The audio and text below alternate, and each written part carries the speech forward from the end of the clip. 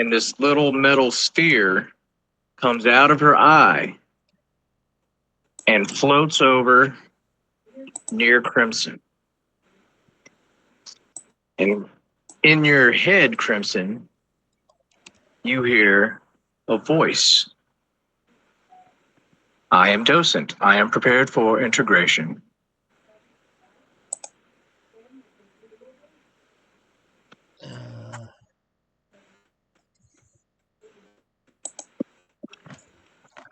You see Brug like creeping around the back of this fucking floating ball. And he looks like he's about to stab it. Yeah, I just grab it out of the air and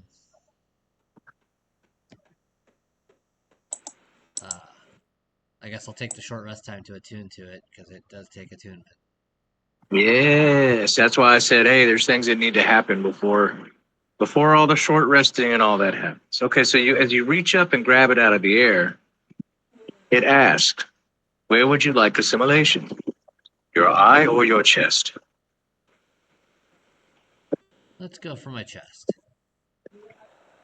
Y'all you don't hear the orb speaking to Crimson, but you hear Crimson say, let's go for my chest. At which point, when Crimson lets go of the orb, it floats, it kind of expands and flattens and turns around in midair. And now, instead of an eye with a crystal lens, it looks like a disc, and it's got all these little arcane runes with this little crystal in the center of it. And it floats over and places on Crimson's breastplate and kind of turns a few times. You hear little gears whirring and such. And Crimson, you feel this thing bond to your body. And once it does, it says, integration completed.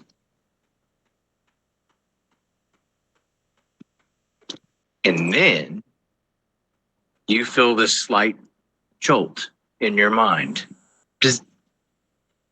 And Crimson's eyes do that weird scanny thing that Dolly did when y'all entered the room.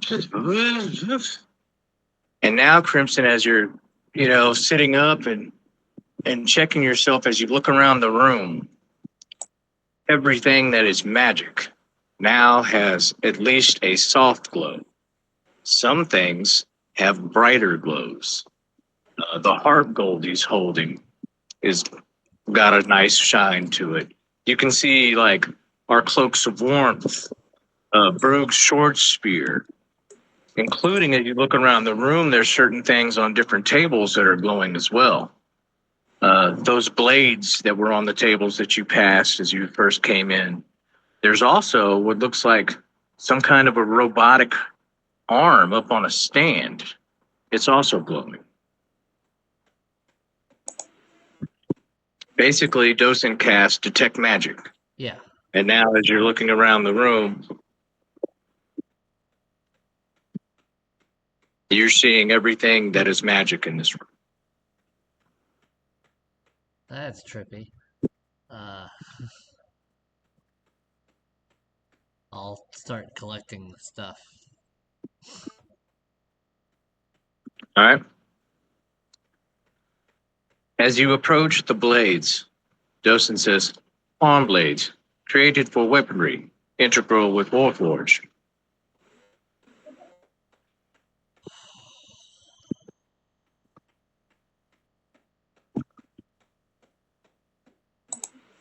I'll ask Docent, how do I integrate them?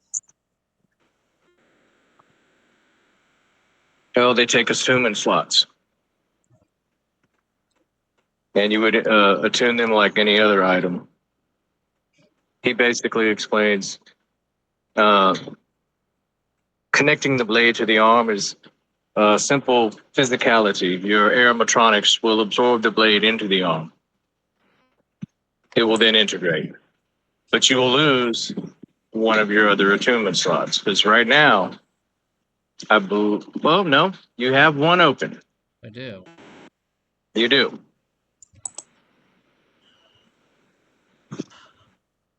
He asked you, do you wish me to identify any of the items you see?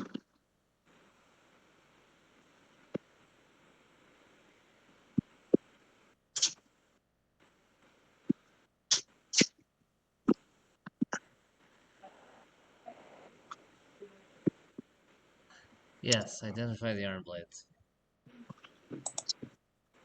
But he already knows what those are. He told you what they are. Okay. I'm talking about you guys have other magical items that aren't identified yet. We do? Yeah, there's a shield. Oh, yeah.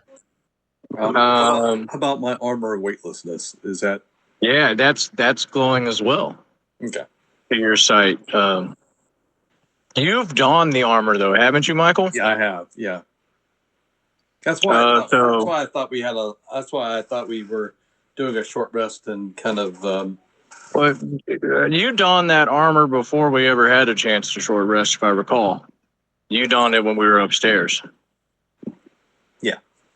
That's correct.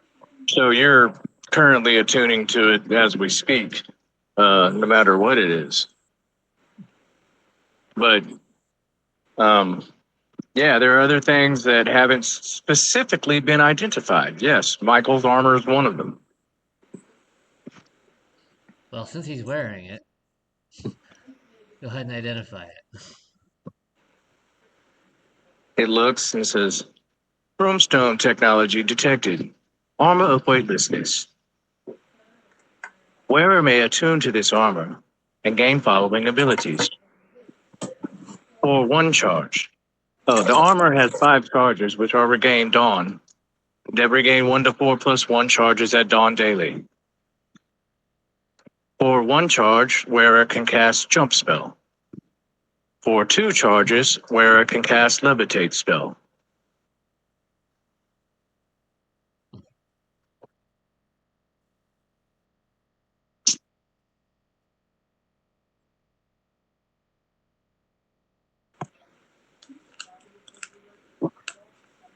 Mr. Man wants to. Here you go. What's up, man? You know what I had to do? With the Rex, they guide together. Just that. Was there a special tip for No, her? a special nozzle. The bike pump tiger got a weird looking thing. I went there, boom, boom, boom. We got done with them. And it was an attachment. Wow. At the Rex store right here. Right here by Dollar General.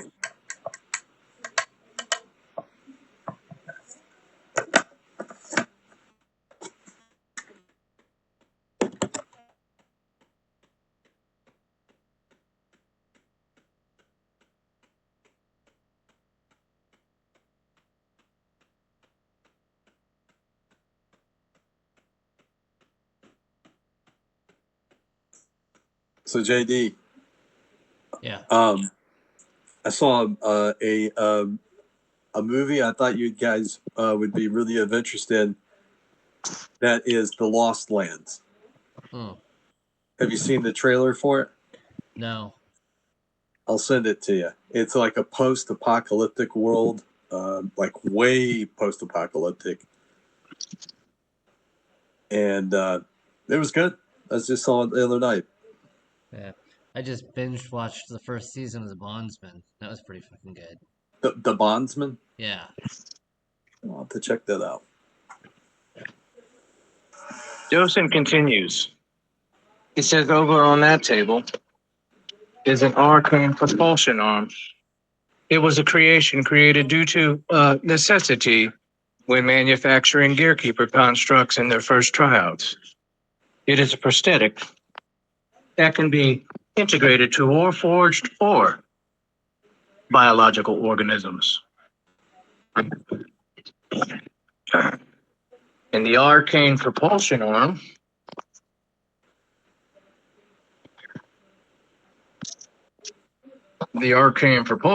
does this. Where the hell is it?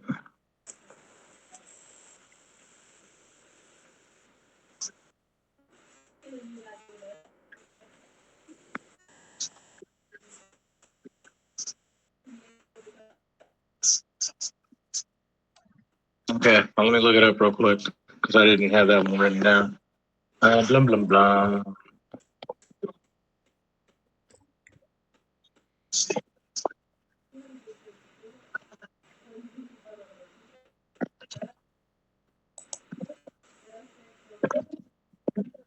Arcane propulsion arm. Wondrous item, very rare. Requires attunement by a creature missing a hand or an arm. The prosthetic appendage was developed by artificers.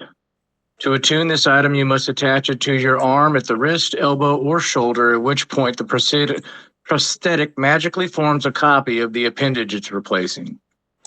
While attached, the prosthetic provides these benefits. It is a fully capable part of your body. You can take an action to remove the prosthetic and remove itself from your attunement. And if you do it, its attunement ends. It can't be removed against your will. The prosthetic is a magical melee weapon at which you're proficient. It deals 1d8 force damage on a hit and has the thrown property with a normal range of 20 and a long range of 60. When quote unquote thrown, the prosthetic detaches and flies at the target of the attack and then immediately returns and reattaches. That's hilarious. It is, isn't it? So Docent JD is basically identifying everything around you that's magic. Is there any other items you wish me to identify? Again, this is in your head. Nobody else hears you. Right. But you're walking around, so you see these arm blades. You see the propulsion arm. How much damage do the arm blades do? They are long swords or short swords.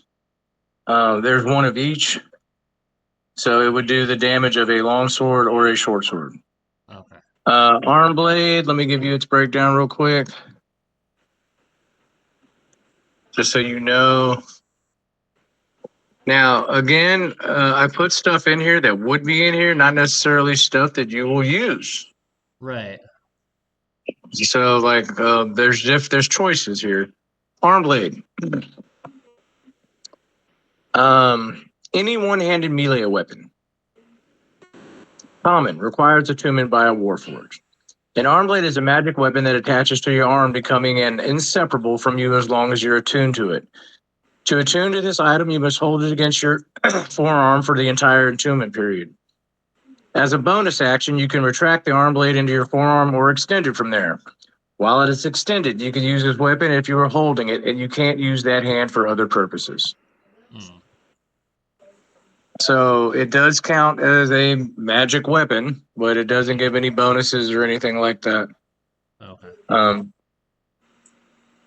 There's that.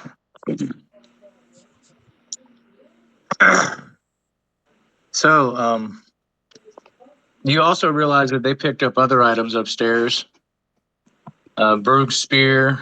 You can see the Goldie's leather jacket has some enchantment to it, as well as the vest he has on underneath. Like, he's basically wearing a magical outfit now. Vest, jacket, fur cloak. The heart he's holding is glowing substantially. Yeah, I'll have Dawson identify all of that. All right. You ask Gold. Okay. His vest is a glamour weave vest. The leather captain's jacket is a leather armor with the enhanced defense infusion. Cast by a 10th level artificer, so it is a +2 leather armor. Which means that artificer harp? is still alive somewhere. What's that? I said, which means that artificer is still alive somewhere. Yep. Oh, he very much is.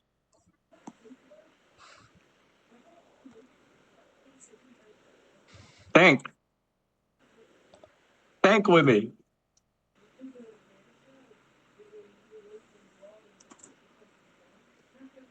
Has anyone figured out who the artificer is yet? No. Okay. Michael, what bothered you so much about what was going on upstairs? What were you mostly concerned for?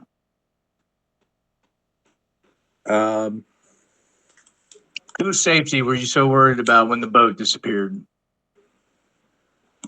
Oh. That makes sense.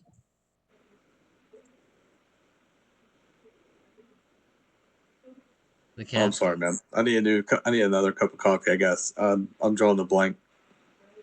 The gnome The who number. was on top of the ship, trying to get his other gnome friend onto the ship, Yep.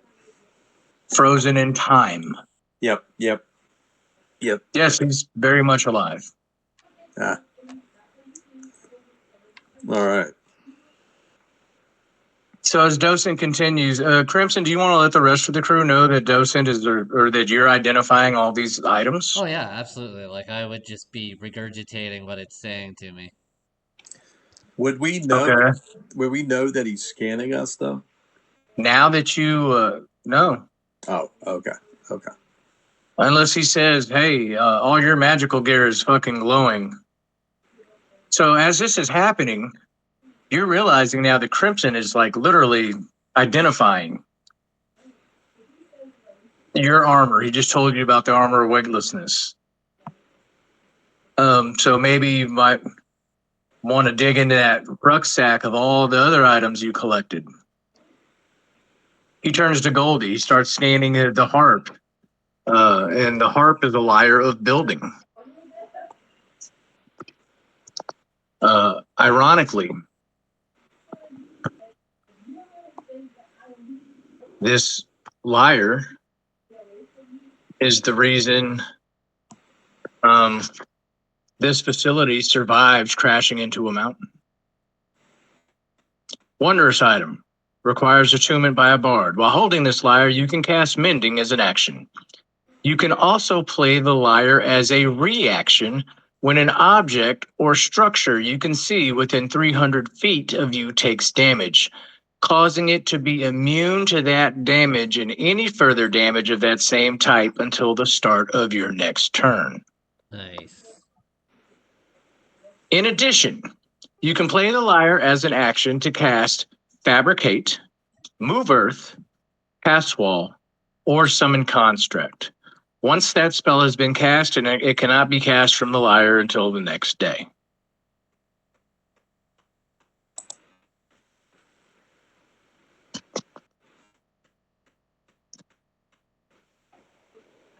Long story short, Brug, his short spear, the one with the word rally engraved along the blade and draconic, is also infused with an artificer infusion. It has the returning weapon infusion. It gains +1 to attack and damage rolls, and when used for a ranged attack, immediately flies back to the thrower's hand.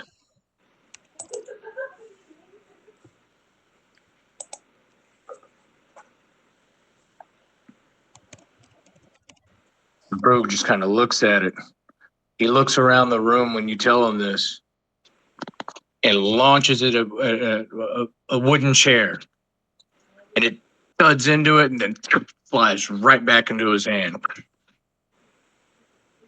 And he just smiles a big old tusky grin like, oh, he's super excited. Michael, you're seeing Crimson just like, you've never seen him act like this before. It's like he almost looks like he's listening or he's having a conversation, and then he starts doing something else again and identifying something else again. You immediately think to your rucksack, of which you put those 2 leather bags and a shield and the broomstones into. Right. Right. I'll have him identify when he gets the chance. Identify the shield. And what else did we get off that? We got a bunch of 2 small leather packs. Yeah. With tiny broomstones on what looks like the flap that opens. Okay, the shield. Yeah. Animated Let me shield. see what I get to first. And I don't have those shields written down either. Okay, hold on. An animated shield, you can, as an Animated action, shield. cause it to basically float in front of you as if you were wielding it. The animated shield The one with the words flanker inscripted on the inside of the shield. While holding this shield, you can speak its command word as a bonus action to cause it to animate. The shield leaps into the air and hovers in your space to protect you as if you were wielding it, leaving your hands free. The shield remains animated for 1 minute, or until you use a bonus action to end the effect, or until you are incapacitated or die, at which point the shield falls to the ground or back into your hand if you have one free. Requires attunement. I don't think I have any attunement slots because of.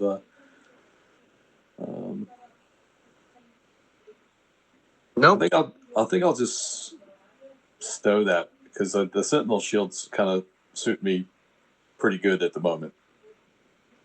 You know who can use that shield is someone who fights with a two-handed weapon or fights with then give it to two Brug. weapons. So Brug or Crimson could use that shield.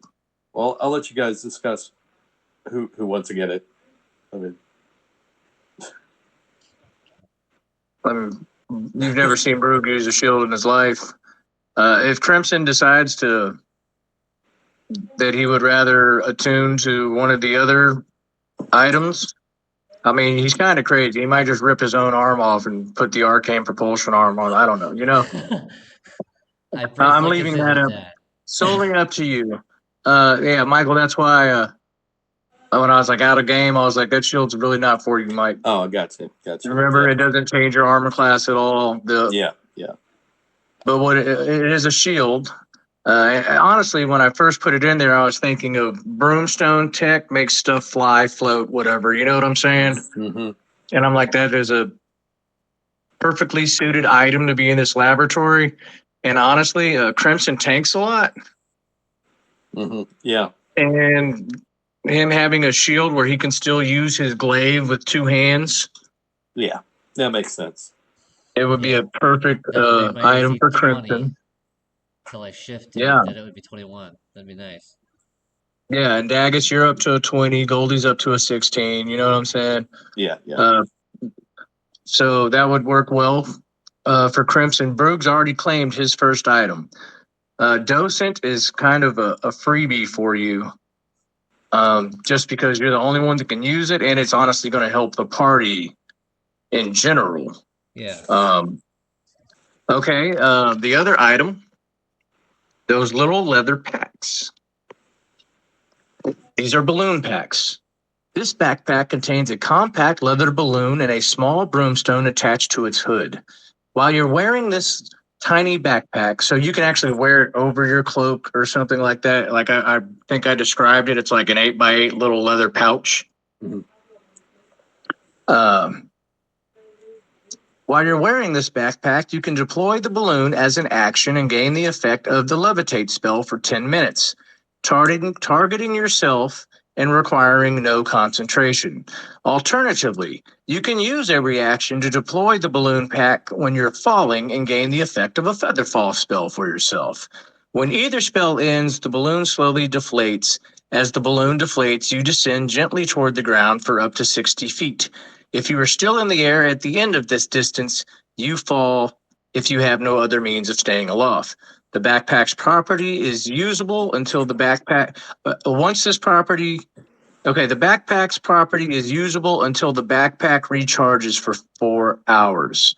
So if you use the levitate or use the feather fall and you deploy the balloon, once the spell duration is over, you got 60 feet of gentle fall no matter what. And then it will take at least 4 hours for that balloon to be used again. All right. I have two questions. What kind of action does it take to deploy the balloon? You can Is there a reaction? deploy the balloon as an action to Yes. gain the levitation spell, Okay. or you can use a reaction to Gotcha. deploy the feather fall effect Gotcha. Yeah. Okay. for yourself. Right. And does it take an attunement slot? No, Okay. How many? We have two of them. 2.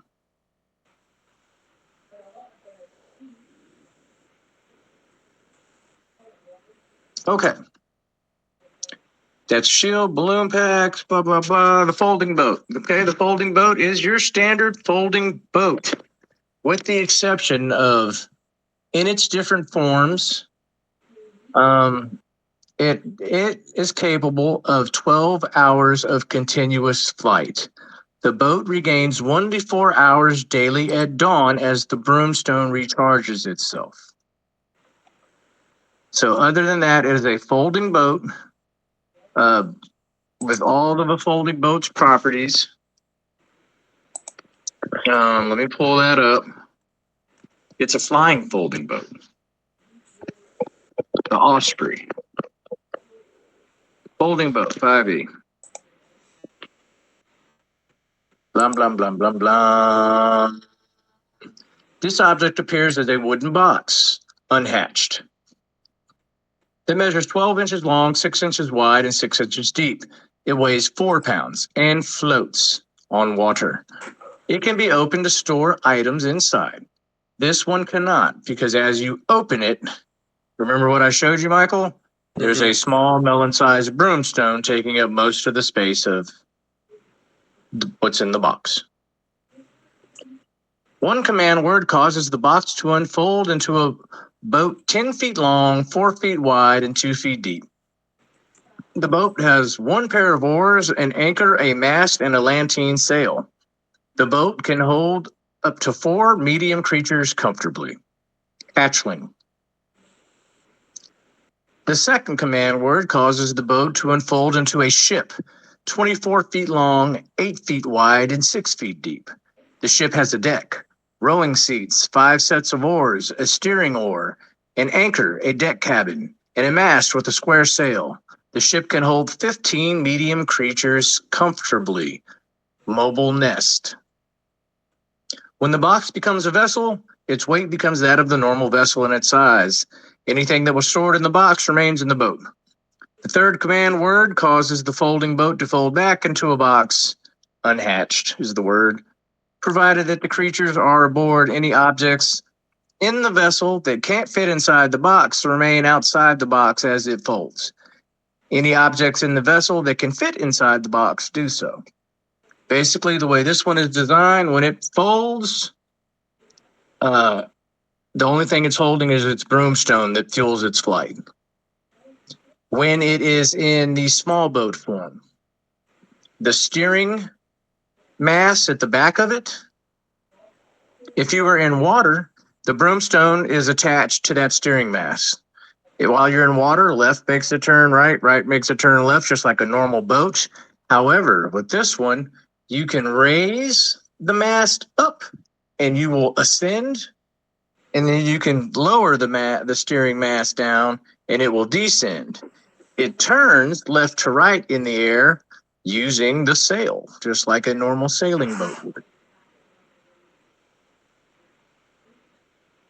And in the ship form, the broomstone is in the center of the captain's wheel that turns the ship with the same function. This one has kind of a pivot. If you pull back, like on a fighter pilot's joystick, you pull back on the wheel, you will ascend. If you push forward on the wheel, you will descend. You can turn left to right, turning the wheel left to right. 12 hours of continuous flight, or you can break it in. It has 12 hours of flight, and it regains 1 to 4 hours at dawn. So if you decided to fly this ship for 12 hours, you would cover that amount of time. And then in three days or so, you should be able to do that same flight again, because it gets 1 to 4. Is the speed in flight dictated by wind conditions, or is it dictated by a consistent speed while in flight? Both. Wind conditions. I would say yes. Without wind, it moves along at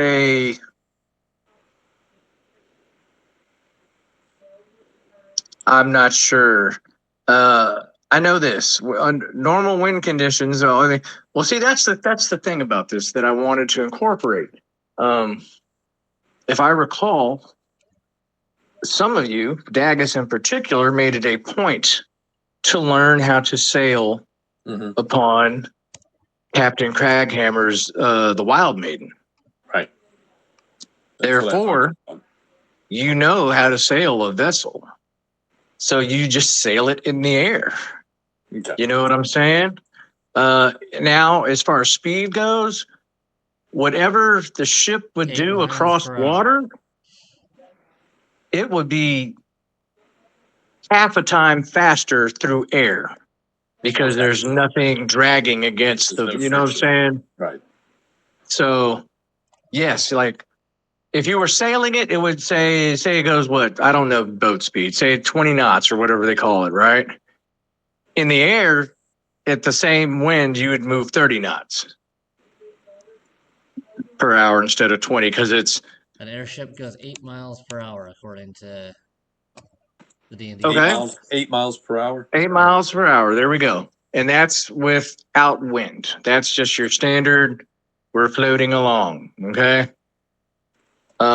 With this one, if you know, knowing how to sail, if you make your sailor check and get that Lantine's sail hoisted to the right side of the boat and turn into the wind right, I'm going to increase it. Okay. Like actual flight. You know what I'm saying? I did a quick calculation. Since when it transforms into its say like the larger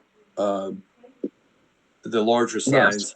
Mobile nest. it didn't have a weight to it, but it says it weighs the normal weight of what that craft Of that would craft. normally weigh. Yeah. Yes. And I did a quick calculation. It looks like a ship of that size made out of wood weighs somewhere around about 64 tons. Yeah, it sounds about Probably right. right. Yeah. Okie dokie. It is infused with broomstone tech, however. Okay. Broomstones makes whole cities float. Right. Like Aor. At least it used to. Or at least it used to, correct. So, Michael, I know, like, you always like to keep reality in the fantasy game, but this time you're going to have to suspend your reality a little bit. However, I will say this, as far as that's concerned. Flying boat right now and just see If you're flying your fucking boat along and you decide you want to, like, land it on a hill giant, I'm going to put all 6 tons onto that landing. Okay. Well, that's what Absolutely, I yeah. was kind of. You know what I'm saying? In my mind is, what do I do if I pitch this thing out as an action? I'm above something. I'm above it. Yeah. And I, say And fold it out. and fold it out. That thing? Okay, look. Any other vessel, any other folding boat, like the one that Gorehammer has, is going to come crashing down on whatever he unfolded. Boom. I'm just wondering if there was a difference because of the brimstone. Yes, if you threw that boat out in the air and unfolded it, it would unfold into a ship and be floating there in the air. Floating there. Okay. As long as it had flight time left. Can I Now, negate the flight capability of the boat? Well, Can I yeah, you can suspend it? land it. You can remember what I told you about steering it up and down? Yeah, but there's a big difference between landing a boat on someone. No, and, you can't. and You can't having a just boat fall on negate. someone. You cannot negate its floating capabilities because of the Okay. way the brimstone works. Okay. Okay. Yeah, maybe dispel magic temporarily. Maybe, I mean, we could cross that. We could cross that boat when we got to it, Mike, if you wanted. But What is it under a levitate spell or is it underneath a flying spell? it is under broomstone technology, which is not very well explained to me. All I know is it makes shit fly. I also know, like, its secrets are heavily guarded, which I mentioned to y'all when y'all were examining the broomstones. I guess it would be considered kind of a levitate spell since it's not really propelling itself forward. It's really going forward. Yeah, it's more of a upon the wind speed. I'd say it's more of a levitation than an actual fly spell, because fly is like, what, 60 feet of fucking raft? Yeah. So, yeah, it's definitely more of a levitation type of magic. Okay. Okay. Okay, and also the way I looked at this is Think about what was described in that letter. I sent it to you. Aeolian Insurgent Response Squadron, AIRS. So read over that again and tell me if you can't see how all this works together. Armor of weightlessness, balloon packs, a flying boat. Imagine flying into an area. You fold the boat into a box. 3 of you drop down under your levitation spell. Boom, you've already inserted into hostile enemy territory. Oh yeah. Boom, boom, It's- boom. You rescue the squadron that It's was ambushed. Blah, blah, blah. AOA Then all of a Airborne sudden, Rangers, man. bam, bam, mobile nest, and it's a full-size ship, and you load everybody onto the ship. Bling, bling, bling, bling. And then take off. You see what I'm saying? Like, that's what this was designed for, some SEAL Team 6 type shit. Now, the way I'm looking at I'll have to buy 2 some balloon cannons for packs, it. because I rolled for it, I wanted to be fair. I only rolled 2 on a D4. So Mike can levitate and jump. Yeah. There's a balloon pack each. And the way I look at it, I believe since Goldie only weighs like fucking 30 pounds, So I they think can carry Brug- his ass. Yeah. I think Brug should get a balloon pack and Crimson should get a balloon pack. Absolutely. Does as a point of fairness, because Crimson weighs 400 pounds plus, how does that affect the? Doesn't a levitate doesn't. spell carry? You're thinking too hard. 500 pounds. Is that right? Yeah, I think so. So, like, it's more than enough to do it. So, Okay. I'm not going to, Split hairs. yeah, Okay. not going to split hairs about that. 1 pound over, next thing over, plummeting to our deaths. Yeah, Crimson, make a saving throw. Why? You gave me a balloon pack. I know, but you weigh 400 pounds. Yeah. Right. Don't mean to pop your balloon. Yeah, man, I can be a dick as a DM sometimes, but I'm not. I never set out to be. Yeah. I never set out to be a dick as a DM. It just happens every once in a while. Like, nope. You don't can get to truly this. try. Like my tiny hut ruling, I thought about that long and hard. I was like, no, if you want to cast a fucking spell, you're going to have to leave. Yeah, Mhm. because it specifically Yeah. says no That magic hut. can pass Yeah. through it. Yeah, I reread it a few times, and I was like, now you want to sit back and shoot an arrow? Well, do something like that. That's fine too. Yeah, I thought we kind of crossed the Lehman's tiny hut thing back. Like we looked at it every which way but loose back in We the did. Hag's lair. We did. Yeah. And I was very adamant about. Remember how we had to. Zeb didn't move once he cast the hut. He Yeah. was in it because I knew if I moved, I'd break it.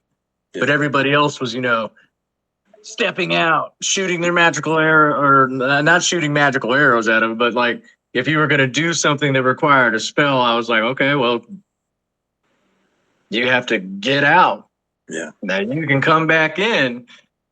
Like it is, if you can set up tiny hut strategically, like in an ambush situation, Yeah. it's a fucking badass spell. Yeah. You're It gave us what 3 rounds, basically, of unhindered attack against those hags. The way we Yeah. set it up, yeah. Yeah. and then they were like, "Oh shit, dispel that." Yeah. Yeah. And then the lead one. Yeah. then the fight started. Well, I don't see John coming on. It shows that he was on like 12 minutes ago. I saw him 20 minutes ago. Let me see if he messaged. It looked like he might have messaged me back. Hang on. All right. At 2:40, he said about to leave work now. So that was at 2:40. That was about 13 minutes ago. So hopefully we'll see him here, around 3-ish, I'm thinking. So, Crimson, that brings us to this decision. There is a arcane propulsion arm. There are arm blades. I think I'll stick all that stuff in the duffel bag, and I'll take the shield. You know, I kind of figured that would be the choice you made. Yeah. That's pretty badass. So you claim flanker. Yep. Good choice. Michael. Now I know JD's got to read this, but you haven't. Let me tell you what is going on with Crimson. Crimson just attuned or integrated an item known as Docent. Docent, a small metal sphere about 2 inches across, covered in intricate glyphs with a centered crystalline shard-like gem. To attune to Docent, you must embed the item somewhere on your body, such as your chest or an eye socket. Docent is sentient.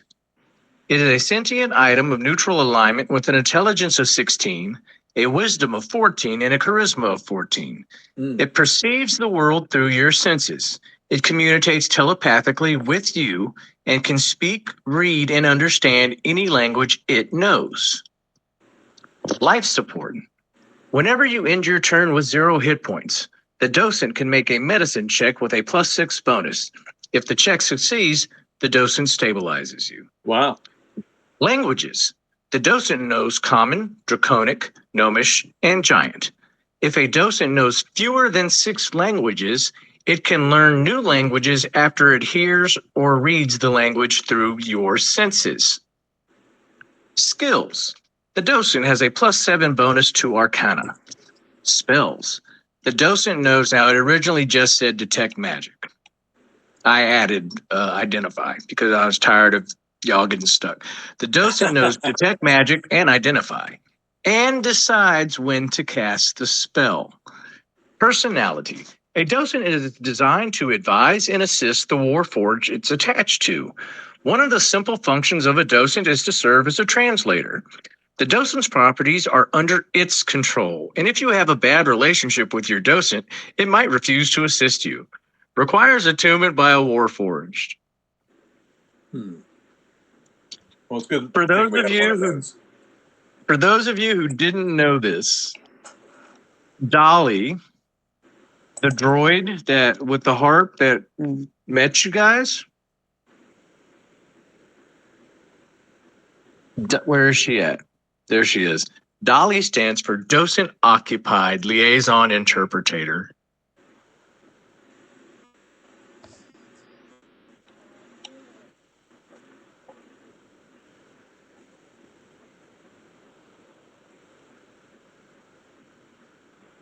So Dolly was a pretty cool little NPC I created, but she had to die.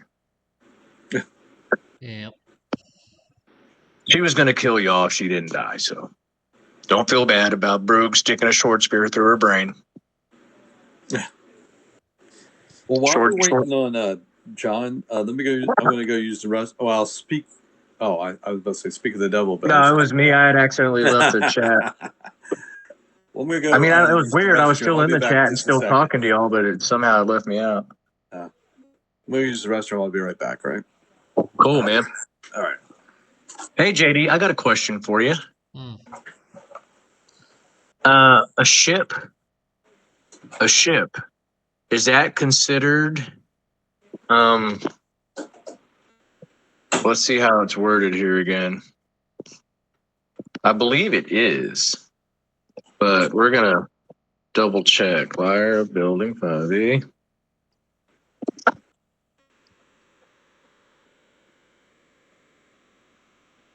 An object or structure. So a ship would fall under either one of those, wouldn't it? Yeah. Okay. So, y'all's boat, Goldie has a reaction in which, like, say you're flying along and a fucking red dragon comes zooming in on y'all and hits you with a fucking blast of fire. He could use his reaction to cause the ship to be immune to fire damage Yeah. until the start of his next turn, or ballista, like bludgeoning attacks, boulders being launched, shit like that, right? Yep. Okay, cool. So I'm saying we're gonna have to buy some fucking cannons for this thing. Dude, I almost put um an arcane cannon into this shops, but I'm gonna save that for another adventure down the road. Yeah. Because I couldn't fit that technology. Like I couldn't tie it to Warforged because it's not Warforged technology, and I couldn't tie it to Broomstone technology. You know what I'm saying? Right. But I was thinking the same thing you were thinking. Man, we need to get some fucking cannons for this thing. Oh, so yeah, man, I've set you guys up now to be able to traverse Isle Cross, go into the different regions, hit the different islands to find the essences that the buyer wants y'all to track down, as well as get into any other kind of adventures. Because I'm at the end of today's session, I was gonna hit you guys with options. Things are happening. You know what I'm saying? Yeah. You're not operating in a bubble. Things are happening in and around the time frames in which you guys are happening. So, Yeah. but Speaking what do you of, think? What? there's a thief that's been probably following us. We should probably deal with. Oh yeah. There is, and honestly, I had two options today, and the first one involved an ambush from him. But then I thought about it, and I was like, no, this dude, it would have been a dick move, okay? So I went about it differently.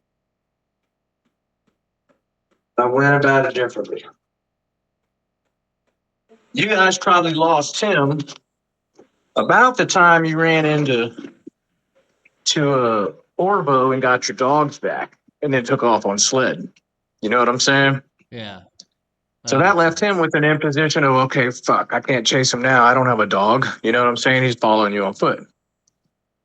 He's like, but I know someone who might know where they're going, and he fucking heads back. Okay? He Oh. does what he does when he heads back. And then that leads to whatever's coming next with them. Know what I'm saying? Yeah. Yeah, because honestly, he's a fighter assassin, and he would, at the level I created him at, I plan on him being an issue for you guys. You know what I'm saying? You know, one of them, not really a rival, but like a bad guy that might reoccur throughout your storyline. You know what I'm saying? Yeah. But I mean, the But last two times you've done that, we fucking murdered him. So. well, I built this guy to be a PC as one of my PCs, and I would play him as such. And he would probably end up murdering at least one of you before you ever had a chance to fucking retaliate because he is an assassin. And like I said, it would be a dick move. Yeah. He's like level, I think he's level 10 or level 12 or some shit like that. Oh. I made him yeah, that's what I'm saying. Like, yeah, and if you remember what I was talking to you about, like the rumor is he'll go out with certain people and come back with all this badass shit, but nobody comes back with him. Yeah. Or he'll leave and follow another party out and fucking ambush them. He's a bushwhacking ass dog. That's what he is. He has absolutely no moral compass whatsoever. But yeah, I was like, no, that's a dick move. So I will introduce him a little later. Not long. He's already starting to involve himself in your lives. You're just not really aware of it yet. I mean, you might have a clue. He watched you hand that journal to Jonesy, her go over it with you. Y'all talk about it, her hand it back to you. And, you know, he was like, okay, I want to know what they got. What's in that little book right there? You know what I'm saying? He's not stupid by any means. Yeah. Didn't take your gold, didn't take any of your antidotes. You know, he wanted the information. And then what he's going to do with that information, you already got a good hint. You know what I'm saying?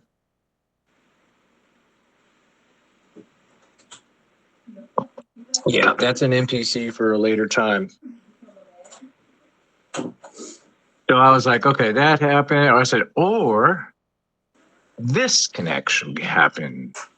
And I've got some stuff that's going to make sense once John gets here to when y'all actually start playing again. So Michael, as a DM, fellow DM, JD, in the setting in which I set up, how do y'all feel about the drops? Oh, I think they've been fair. Yeah, no doubt.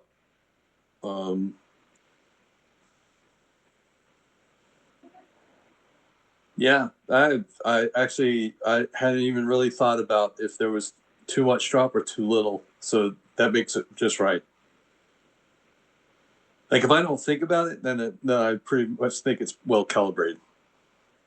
Right on. If it doesn't set off Yeah, if alarm flags, like why yeah, is he if I got don't get that gut, like holy crap, we're getting like +5 Vorpal blades at level 1. right. Okay, good. Yeah, because if you notice, like most of the stuff, like even like your cloaks of warmth and like all most of the things you guys have is pretty utility based. Mhm, It might give you a cool advantage here or a It's cool good. advantage there situationally. You know what I'm saying? Yeah. But I made sure to never, even like your sword. The fact that it's a free divine smite at any level is powerful enough. You know what I'm saying? Mm-hmm. It doesn't need +1s to bonus to damage or to, you know what I'm saying? And it's going to grow with you. As you get more powerful and get higher level spell slots, suddenly you have a third level divine smite you can rip for free, you know? Right. So I just that's got what a I tried message to. from John. He said he just got home. He'll be there. He'll be here shortly. Yeah. That's my boy. He said That sorry is my for boy. listening.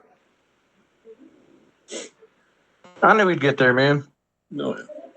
And that's fine. You know what I'm saying? Everything that we just talked about and went over, it didn't really require a lot of role play or anything.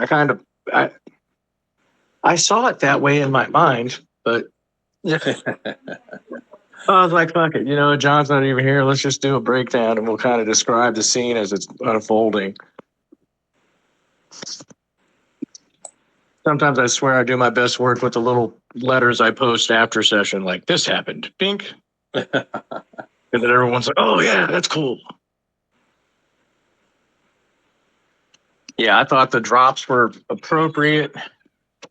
Yeah, the only fact that they're situational and like situation specific, I think that is a huge difference. You know, and I put some limitations like on the boat, the way how long it can fly and all that, you know what I'm saying? That way Yeah. you're just not flying all over the damn world whenever you want. It has a limit, like, you know what I'm saying? Mm-hmm. Forcing you guys to be like, what's the recharge after it? Like it could fly up to 12 hours and then it has a recharge at that point? it regains 1d4 hours of flight every dawn. Gotcha. Okay. So basically, the way I did that, if you max flight that boy out all 12 hours, right? Yeah. Then for you to be able to do that same flight, 12-hour flight, you'd have to have it recharging 3 days. not flying for at least 3 days. Yeah. If you like. So like, yeah, so like you're gonna have mixtures of say you want to go back to Pale Bank or something. Mm-hmm. You can sail. It's a 9-day sail.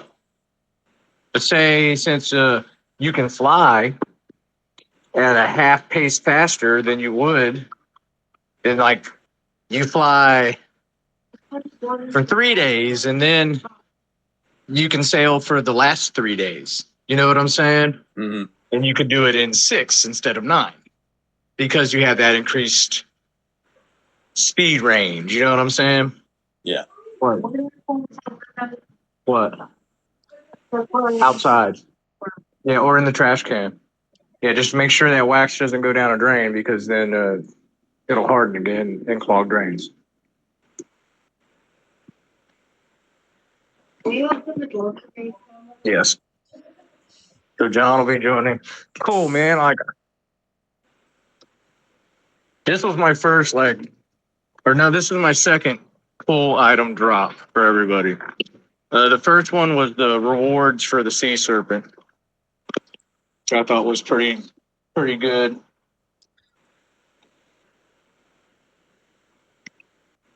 And there's gonna be yes, your stuff is situational, like JD's cloak. It protects you from cold, but it also gives him a swim speed of 60 feet, which he hasn't been able to use yet.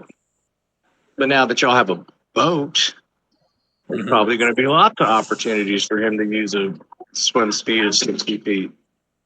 Yeah, and because I don't have to breathe, that's always nice too. Yeah, right. That's something I'm looking at with Brug. Like I know eventually, I'm taking y'all underwater. I'm going to have to for one of the essences.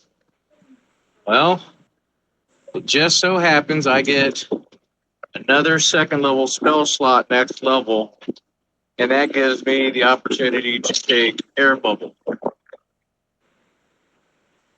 Now I can't upcast it, but I can use all 3 of my second level slots to cast Air Bubble, Air Bubble, Air Bubble on 3 of us. That gives us 24 hours of fresh air. Non-concentration. So even if I got murked underwater, y'all's Air Bubble would still be on. What did you gain as far as your level up, Mike? Nothing really. I didn't get any spell slots. I gained basically hit points. I gained an aura of protection, which if anyone's within 10 feet of me, they get a plus 2 to their saving throws. Nice. See that's a big gain. Yeah. I got Rover. I gained a climb and swim speed equal to my movement, and I also gained 5 foot of movement. So I'm up to 35. And I got another favored enemy. And I had to think long and hard about what we fought the most. Monstrosities were my first favorite enemy. That covered things like owlbears, winterwolves, Remores, Yeti, like it covered a lot of okay, that makes sense that monstrosity is his first one. Well, my second one was a little tougher, but I went with undead because that is what we fought the most next to monstrosities. Yep. The wights, the zombies, the revenant, the frost giant zombie. You know what I'm saying? We fought 4 or 5 different kinds of undead. So I was like, okay, that'll be his next favorite enemy because of his familiarity with it. And then I'm like, well, how would that work? Because really it gives me a bonus to track them, to sense them. So instead of where a paladin has this divine sense of where these creatures would be, right? You know, this spiritual, almost like a magnetic sense to it. How would a ranger's? And then I'm like, okay, it would be like looking at the grass and the smell of the track, that zombie-ish odor, finding a piece of old, rotten, tattered cloth on a branch. You know what I'm saying? Like, it would be more of a physical observation of how these creatures move and smell that would lead to that. Again, I'm trying to let the story create the character, which is a very cool concept, and I would advise anyone that's playing a new character to let that happen. It's cool.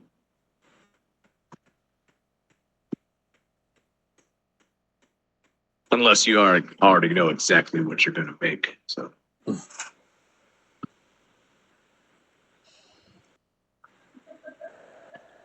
So maybe. But yeah, that would have. I thought of that being the today's session, and then I was like, if I do that, everybody will be mad as hell at me. I was like, I'm not gonna do that, but I will do something similar. So, and maybe even bless the campaign with a little more lore, a little more history. Who knows? But like now, you guys see why I kept alluding to it. Despite the fact that this building basically crashed into the side of a mountain, how everything was still so structurally sound. Remember me? I alluded to that a couple times. Yeah. Well, that's what. Dolly did her job.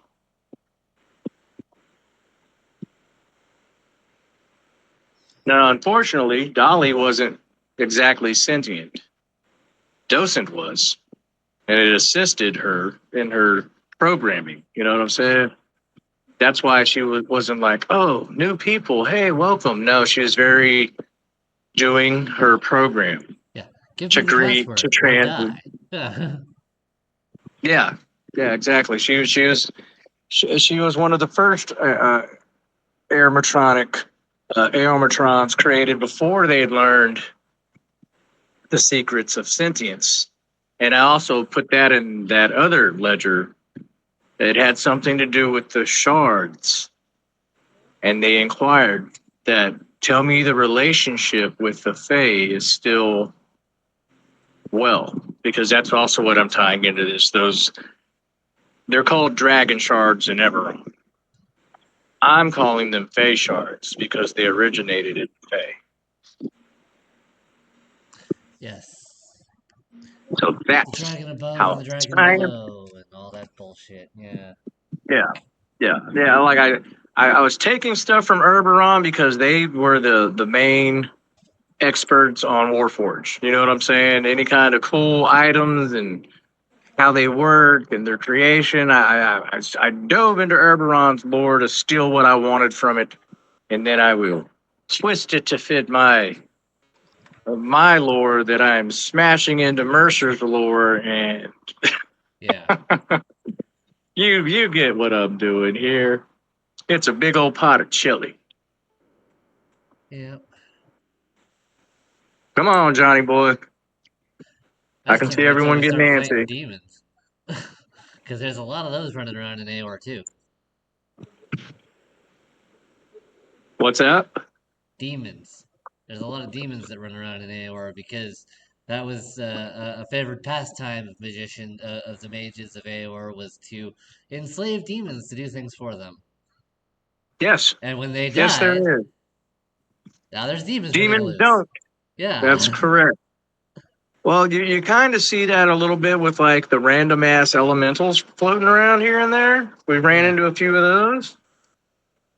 You've had your first experience with the Aeorian hunters. Yeah. Now, one type. There are three. Yeah. The thing about that is none of you guys have actually traveled over and into the rift caused by the city. It's this big ass crater in the middle of Islecross where the whole city fell. Yeah. Okay, with, minus this little piece of it that broke off that I created over here on this little edge of this mountain. But yeah, if y'all get off into the rift, whoa. Yeah, it's basically a giant hole going straight down. Yeah, it's a giant hole filled with a crashed, dead city of powerful magic users who, like you just said, played with demons and created magical monsters and all kinds of funky shit. Yes, indeed. So that's what really drew me to this entire adventure, man. Is I looked at Islecross and was like, holy, there's so much going on here, dude, for being this bleak, winter, tundra, frozen kind of a biosphere, you know what I'm It's saying? basically Like, Siberia, yeah. yeah, for being like the middle of fucking nowhere where only Eskimos and polar bears live, There's a whole lot of shit going on up there.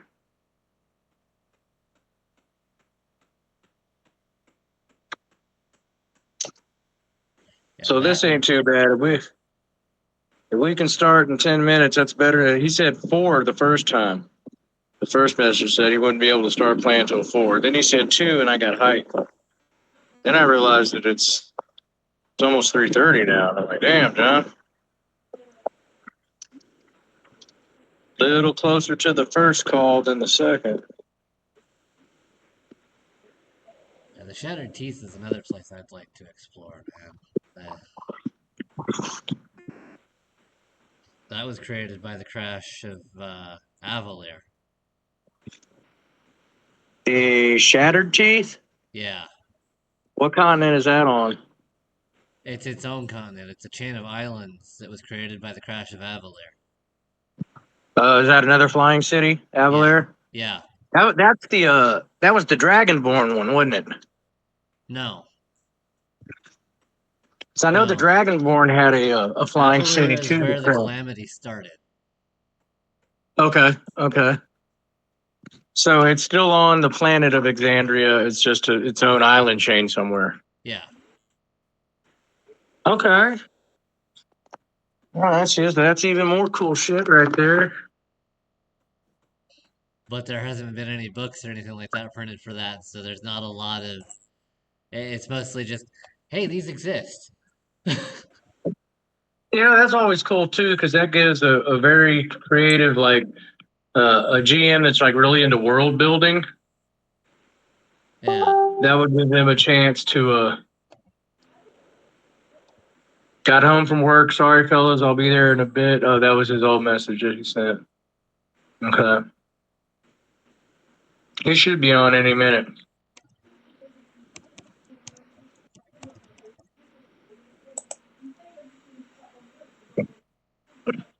So actually, everybody's attunement slots are full.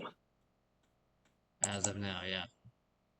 The only persons who's not, ironically, Brooke doesn't have anything that he has to attune to.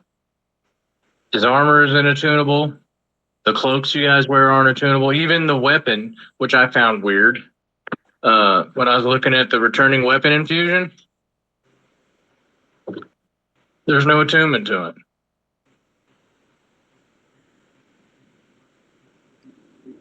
Which in a way I don't really like.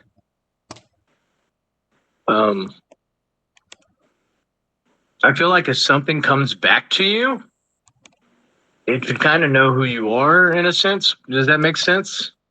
Yeah.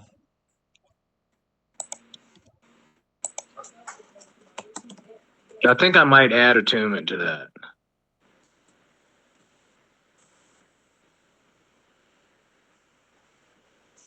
To me, it just makes more sense that it would be something you attune to, since it returns to you.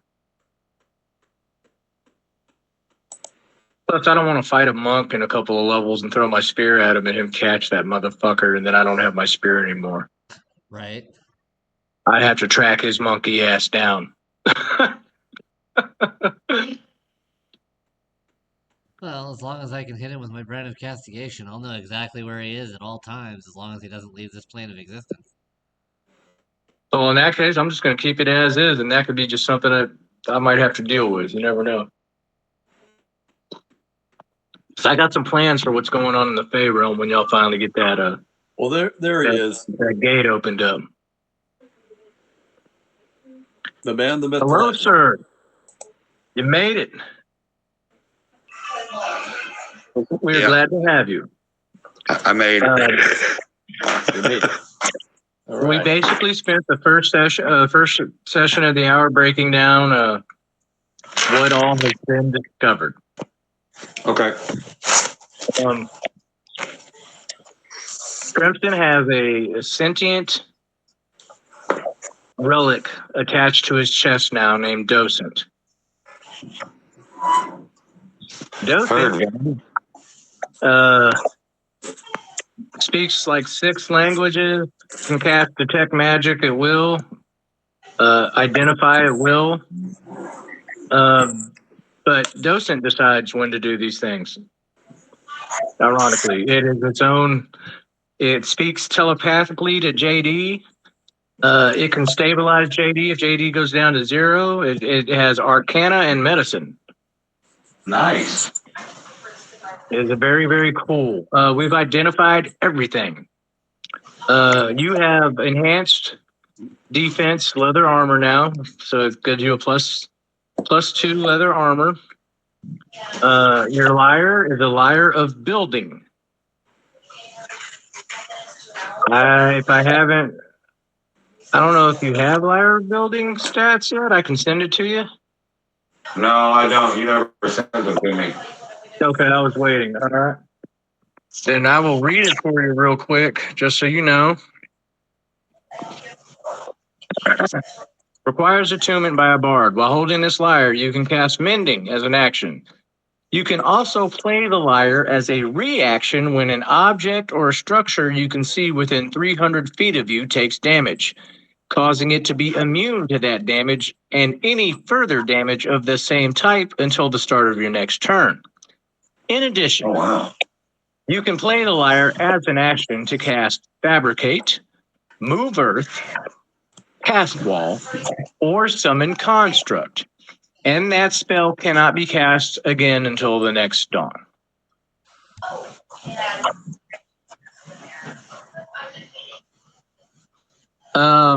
Those 2 little backpacks are balloon packs.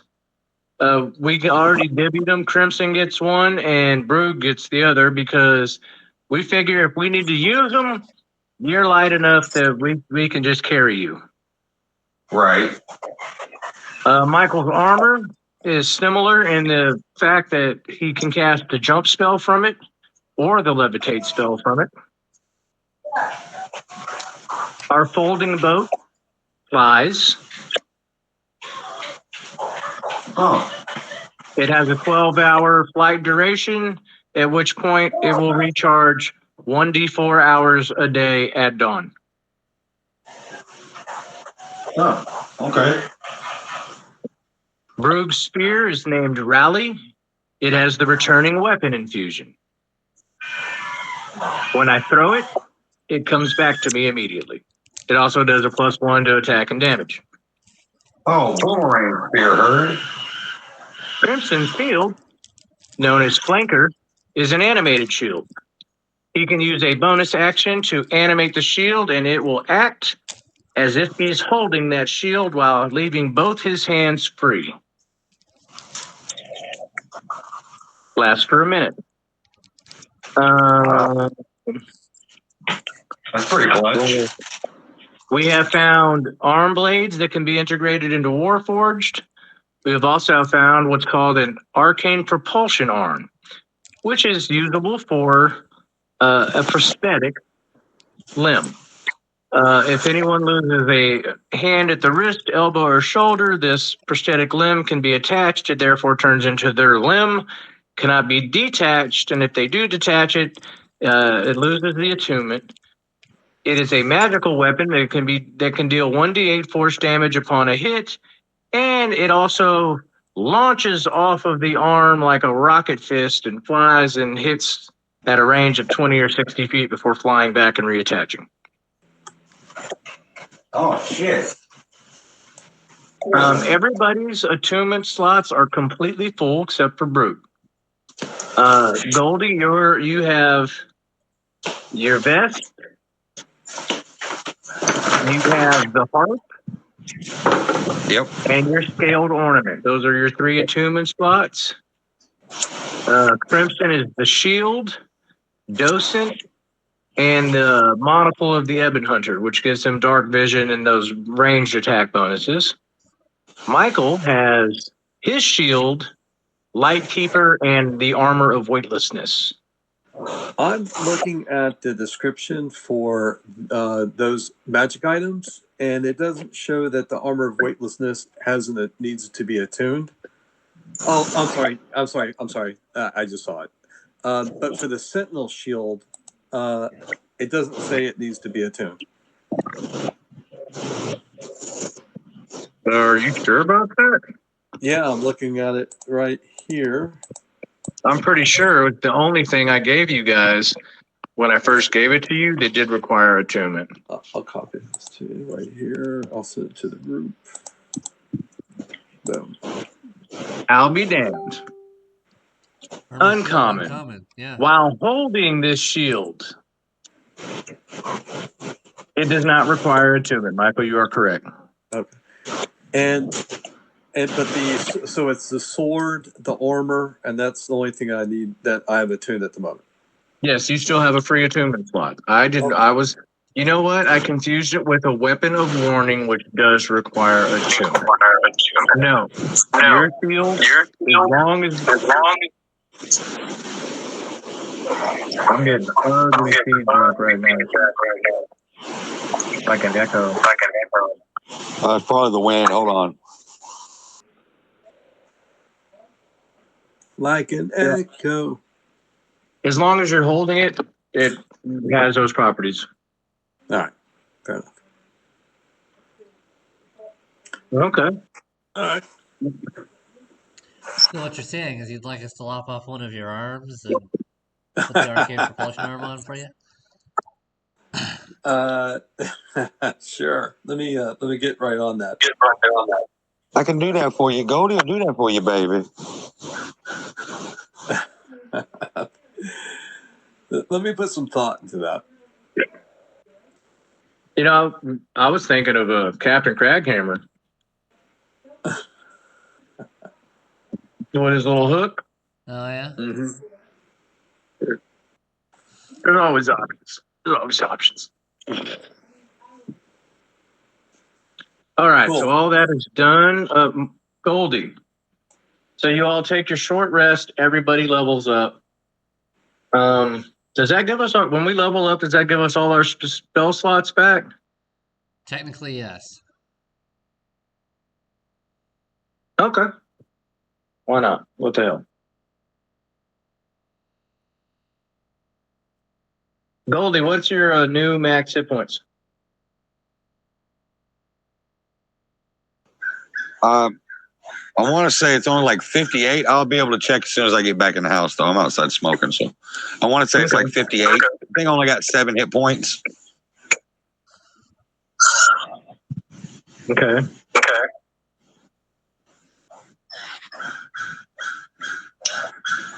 My armor class is 15.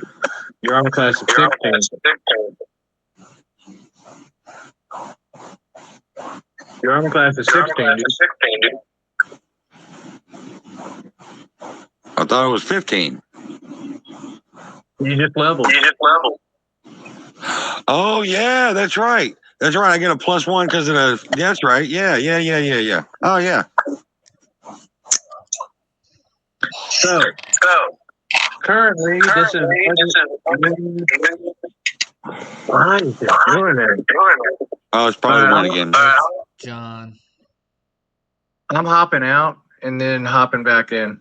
won't do any good. It's John's stuff that's echoing for you.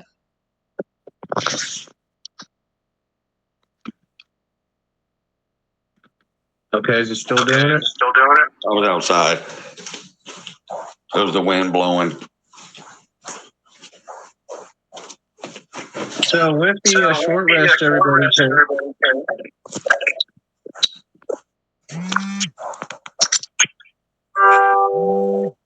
Yeah. 58 hit points.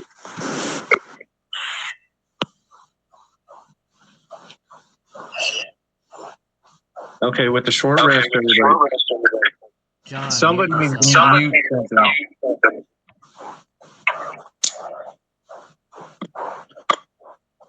Do what? You need to mute Mute yourself. your mic. Who? You. I don't got nothing playing in my house. So. Right, but you need what to I'm mute yourself saying- because he's echoing. Is echoing through your mic.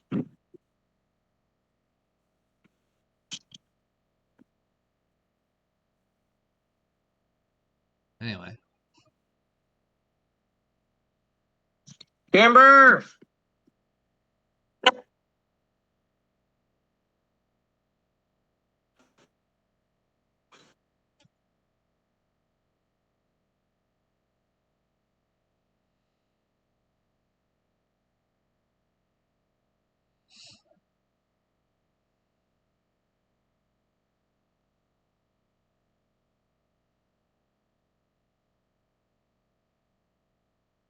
So where do you guys want to go now?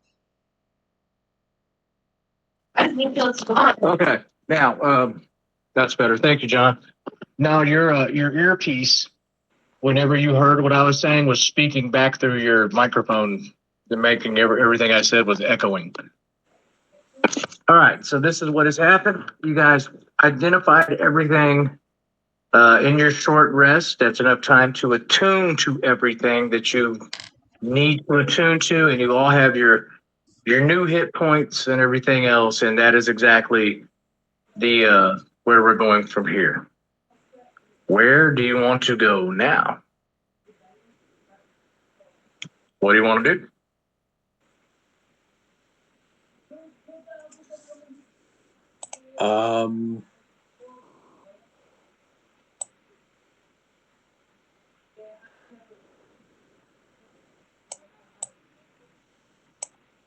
We thoroughly have searched this area.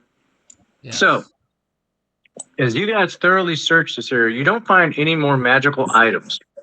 You do find many schematics and blueprints on different things. The arm blades. You see, you do find a couple of little wind-up crabs that look like they've been disassembled with schematics. They're schematics for box seekers. You also saw several of them when you first went into the building in like pieces where those dead soldiers were. They're a type of construct. And then there's many diagrams and schematics, incomplete, of different parts of the Gearkeeper construct. That was the main thing they were building out of here, is these Gearkeepers. Definitely take all of that. Yeah. Well, once we've done that, Now, you do not have complete plans on the Gearkeeper constructs, but you have found a majority of like how they're manufactured. And an artificer would probably be able to fill in the blanks and different things, but yes, that's where you guys are at. No potions. You've already found a little bit of gold was in the place. So yeah, y'all collected pretty much all the loot. You're still in this room right now, so Michael, go ahead. You were going to say what you wanted to do. well, we climb some stairs to get up to this area? Is that right? You went down. You went downstairs to get to this area. Okay.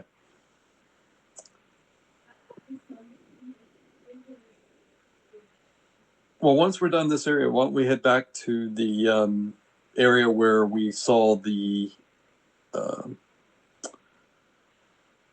gnomes, the one in the time bubble, and the other one with the rope.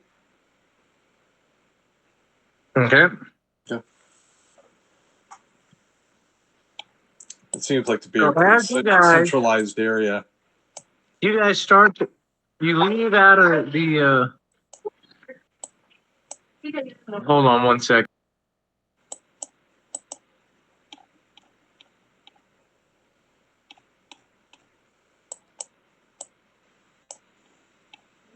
Where do you guys want to go? I'm kind of fishing here for a little bit.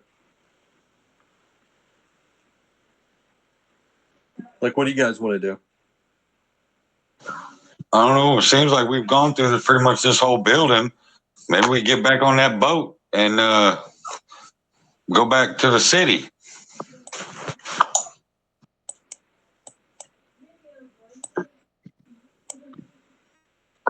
Okay.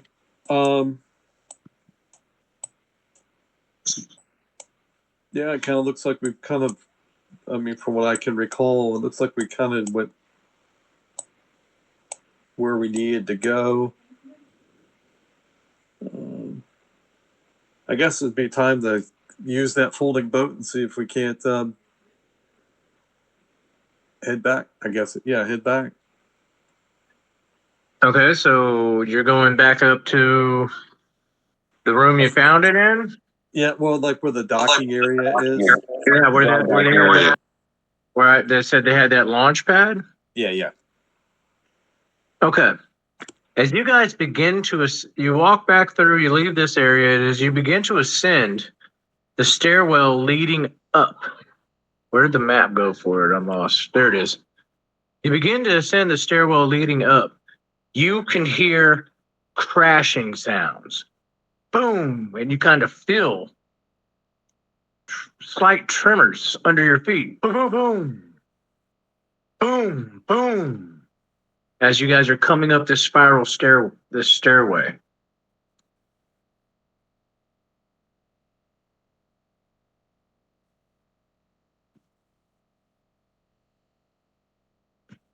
Am I muted? No? Okay. So when you guys get to this door where you come in at, which was basically the entry of the stairway led you to like right here, if I recall, when we started on this map. Yeah. The wall to the left of you, you can see is broken, shattered. There's big ass stones laying in the middle of the floor here. And then stones start to barrage this launch pad. Do-do-do-do. They're 2, 3 at a time. Big ass rocks just blowing that launch pad to pieces. The only thing that's really intact is that stasis bubble that's right there by the stairwell. What the hell? Oh, duh. There we go. That stasis bubble that's got the old gnome on it near that stairwell next to the forge, and these rocks are just bombing away at the launch pad out there. What do you want to do? Can we see where they're coming from? Go ahead and make a perception check. Okay. At the fifth. A 13. They're coming from above. 22. They're coming from above and slightly to the east. 19. They are coming from above and slightly to the east, and with a lot of force. Within a few moments, what's left of that launch pad crumbles away down the mountainside. And soon, a big avalanche of snow and rock comes sliding down, completely covering what's outside. Big shake as this ice and snow and everything completely descends onto the left wall there. Snow bushes through those open windows and fills across the floor. I mean, it doesn't fill the room up, but that outside area has just been completely buried under snow and rock. Right, so back out the front door then.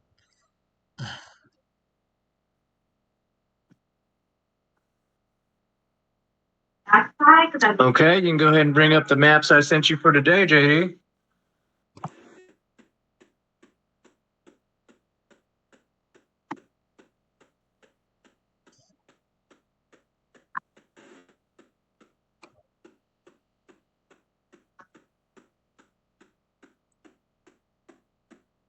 Are they on here? Or? Yeah. Yeah, they are. I'm looking for them. I can't find them.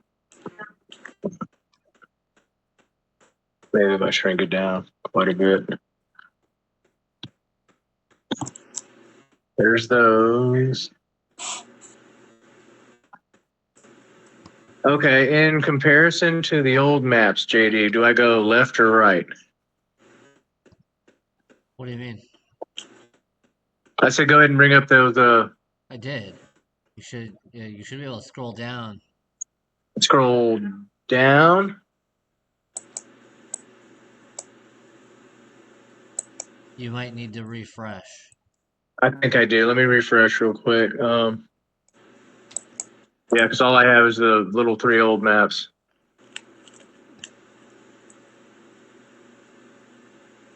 Yeah, that's all it took. Okay, wonderful.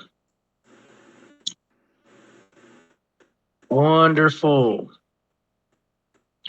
Okay, I'm gonna need 2 of what we discussed on that top map, if you would, per favor, and I'll put them where I want them.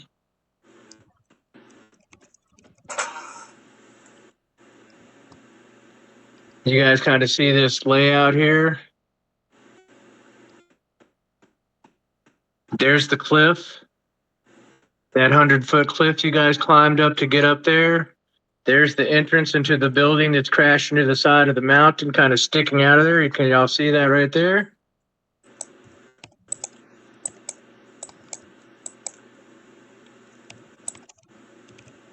All right, I'm gonna put one right here and one like right there.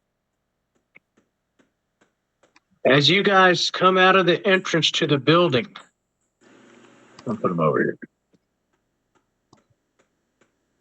As soon as you come out of the entranceway, you're greeted by a 15-foot tall stone giant. I think they're about that tall. Yeah. And he roars at you and this twice now you break the treaty. You were told Square Cave, not yours any longer. This region, Stone Clans, you were given the veil. Roll initiative.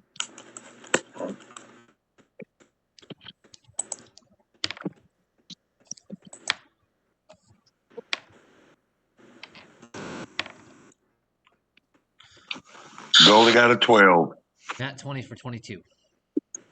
I also got a 22. What's your dex mod? +4. Okay, yeah, you go first.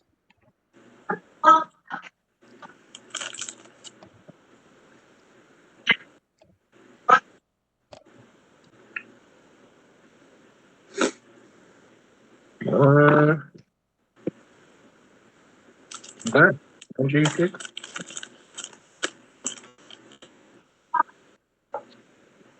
All right, this giant is yelling at and giant. I believe Crimson is the only one that understands giant. Is that Yeah, because correct? Dustin translates for me. Yeah, well, basically, because Docent's onto you and it speaks giant, Yeah. it does it in lifetime. Yeah. But that giant says that and he starts to move forward. Brooke sees him and I'm first in the initiative. I rolled a 26. Whoa. I get a +7 to my initiative. And I'm going to move. Let me see. 5, 10, 15, 20, 25 out of my 45 foot of movement. Actually, I got to make sure I'm within 30 feet of them. Let's see. 5, 10, 15, 20, 25. Okay, so to here, 25. No, okay, to here, 30 foot. And that should put me within 30 feet. Okay. I'm going to run out and run down the path a bit where it starts to slope towards the cliff. I'm going to, but that was 30 foot of my 45 foot movement. I have 15 left. I am then going to bonus action Hunter's Mark. And I am going to throw rally at this thing twice. What kind of terrain is this, Rocky? You're on the side of an icy mountain, sir. What's that considered? Right there, it's nothing. It's just cold and rocky. I didn't put conditions. If you look down, Michael, I mean, if you look down where it stops, that last map, that's a straight drop off. Remember that 100-foot cliff you guys had to climb to get up here? Uh-huh. All right, do you see how it drops all the way down there? Okay. Okay. Okay, so that's 1 hit, 2 hits. That's 21, 22. And then first round of combat, I get my Gloomstalker attack with a plus D8. And I missed that one. Son of a bitch. Okay. So that is going to be Hunter's Mark, 1d6, other d6, 2d6 from surprise for the first round of initiative. So here's the first attack. Holy shit. 6, 6, 5, 3, 12, plus 8 is 20, plus 5. So 25 for the first spear shot, and 15 for the second. So that's 40 points of damage. That is going to be giant number 1. It's Hunter's marked. Giant number 2 is the other one that you see. And then I'm going to use the other 15 foot of my movement.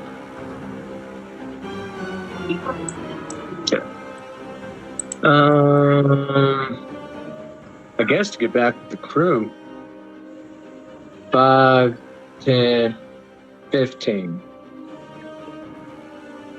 It is Dagus's turn. So As you my come out action- this. Yeah, go ahead. As my action, I'm going to expend out a charge on the armor and cast jump on myself Okay. as my action. As my movement, I am going to jump to here. The monster? How long till she'll be here? She just said she was on her way. She was in Cedar Hill. How many minutes ago did she say that? I don't know. I'm busy. I don't know. Just be ready. That's all I can tell you. Okay. I So you figured I spend can move up to about 51 feet in a round just using my movement and doing a long jump. Yep. Okay. Upon landing, I will do my bonus action of casting Torch Bearer, and they'll need to make a Wisdom saving throw of DC 13. Okay. It is a +4 to wisdom saving throws. Okay. So that's a 9 or higher. 14. That beats a 13. And Well, actually, it's an 18 with a +4. I rolled a 14. the 14 was the total.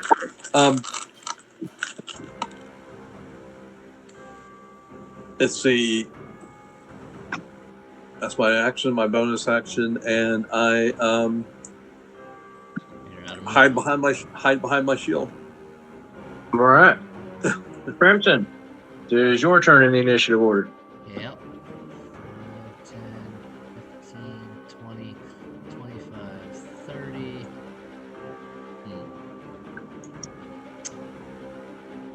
I'll draw my glaive across myself and deal 1 point of damage to myself. You finally got that one right.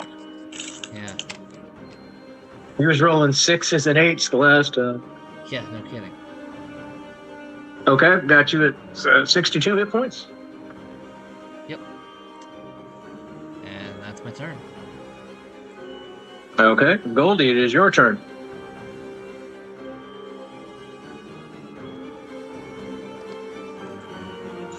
I am going to pull out my new harp and play a tune, and the tune goes something like this: bitch better have my money, and I'm going to use it to summon Construct.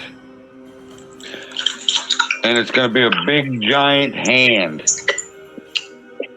I've got an icon. And I want my giant hand to slap the shit out of the stone giant. JD, I'll change it inside. Backhand style.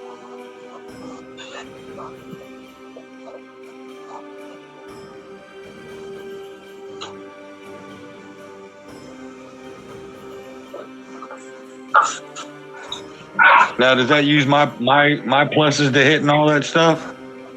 No. Okay.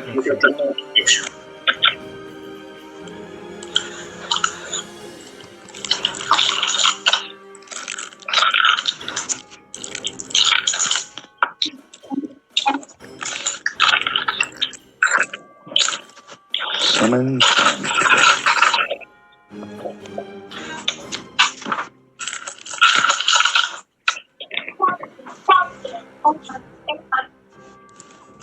Oh, it's not in the player's handbook. Check the group chat. Check the group chat.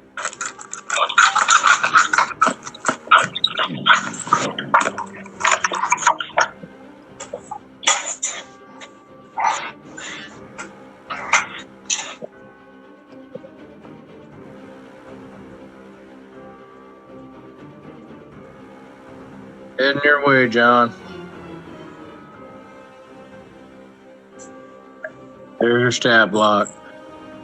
Its armor class is 13 plus the level of the spell, natural armor. It is a 4th level spell, so 17. Wow. Yep. AC 17. Hit points That's not bad. 40 hit points. Yep. Blah blah blah.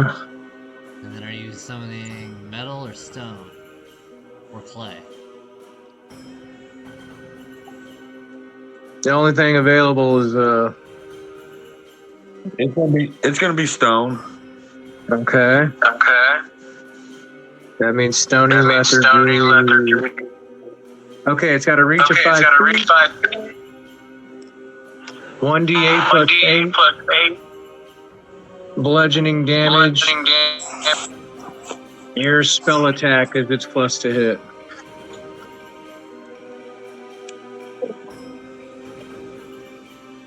Did you get that? Just nod. All right, I'll send this to your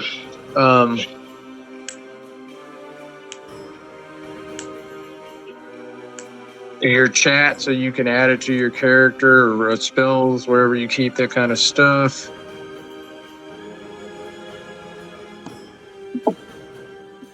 There you go, summon construct. You got it now. All right, now I'm going to shut up so you can tell us what you're doing. This is action.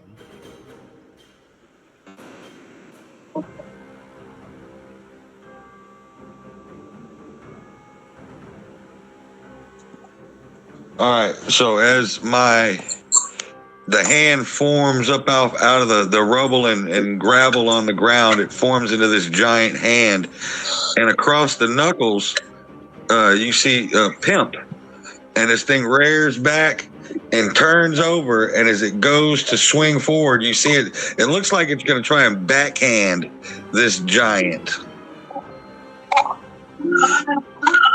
All right. Roll to attack. That's a +8 to hit. Plus 8 to damage. Plus 8 to damage. A 19. Does a 19 hit? 19 does hit. 19 does it. All right. So that does 1d8 plus 8, right? Correct. And we're going to do 6 and 8. So 14 damage.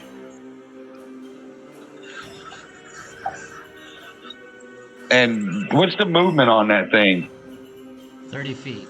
30 feet. Oh, then I'm going to have it back up 15 feet. Opportunity attack. Yep. That's gonna smash your 17 armor class. Go ahead and kill your Mike, please. Can I just go to the front porch? What?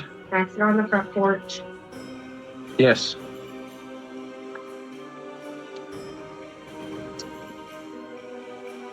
$16, 17, 18, 24. That giant whacks it with a stone club, dealing 24 bludgeoning damage to it. Jesus.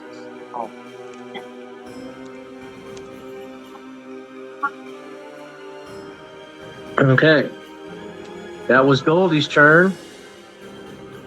Go ahead and move your construct back however far you wanted to move. Because you backed him up, so. I'm on my phone. I can't. Okay, you said how many feet did you want to move him back?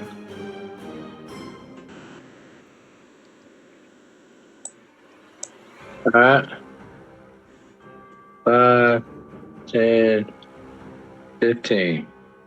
Okay, it's Giant 1's turn. There we go. He's going to move 5, 10 feet. And he's going to take one attack at Dagas and one attack at Crimson since you just smacked the shit out of the hand. So first attack on Dagas is a 13 plus 9. So that is 22. That hits. 8 plus 1 is 9, plus 6 is 15, plus 6. He hits Dagas for 21 points of bludgeoning damage. Jesus. And then he swings to Crimson. And a 15 plus 9 is going to be 24. Yeah. I'm going to use my reaction to make that a disadvantage. Okay. And a 3 plus 9 does not hit. Hit. That's that reaction. His movement. Actually, it needs to be about right there because he's 15 feet away from everybody. Boom, boom. They got a 15-foot reach. Boom, boom, boom. That's Giant 1. Giant 2 sees Brug and doesn't want to line of sight his homie. He's going to fucking throw a stone at Brug. And a 7 plus 9 is 16. And a big-ass stone whistles right over Brug's head, crashing, blah, blah, bouncing across the ground there. We're back to the top of the round. Brug sees the next threat as the stone has returned and sees this giant, and he runs 5, 10, 15, climbs 20 up the wall, 25. How far away is he? Pretty far. 30, 35. There's my movement. This might be a disadvantage. We'll find out. Oh, where's my measure? Measuring tool. There it is. 40 feet.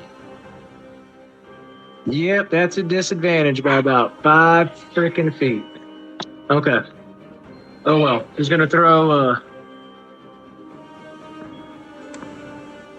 bonus action, move Hunter's Mark off the one I hit first and putting it on this guy.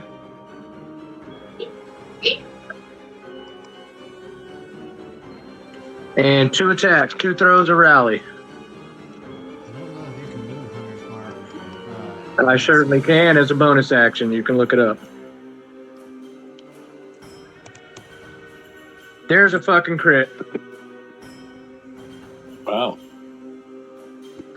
So that is 12 plus 5, 17 plus...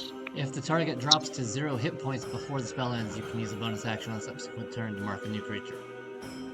Oh, I can't move it if it isn't? Nope. Gotta kill it first. Okay. Okay, well, go ahead and put the hunter's mark back on the other guy. Oh, well. So in that case, same thing applies. So there's a crit of, that will be 11 plus whatever I roll here. 1, so that's 12 damage to him for the first throw.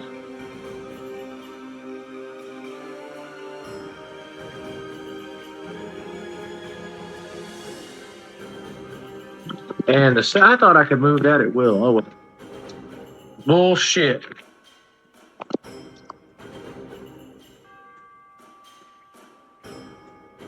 Back-to-back crits.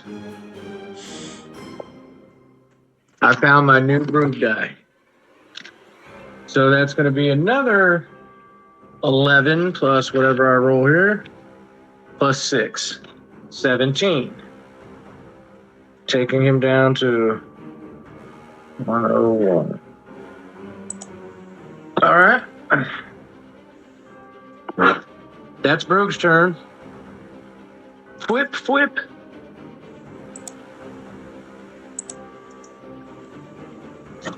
Sorry, honey. We're still playing. She probably thinks we're done because it's 4 o'clock. But Douglas, you're up. All right. As my bonus action, I'm going to phase step to here. And I'll need that stone giant to make a hang on. Wisdom saving throw, I believe. Wisdom saving throw, yep. DC is 13. Yeah, with his plus 4, it's a 10 plus 4, 14. Okay. I will go ahead and attack with my light keeper as my action. Okay. The first one is a natty 1. Oof. All right, you're fall prone. Okay. I believe I can still attack in a prone position. It's just a disadvantage. It is at disadvantage, correct. So I will do that. Oh, I tell you, but would I be able to use my movement at this time to stand up since I have not used my movement? Yes. Yeah, that's well, let me 15 feet. Yeah, so that's what I will do. I will stand up, expending 15 feet of my movement. And then I'll take my second swipe. Okay. And that is going to be a 17 to hit. That hits. Okay. I'm going to expend out the charge from the sword to initiate Divine Smite. So the damage from the sword itself is 4 points. And from the Divine Smite, it is going to be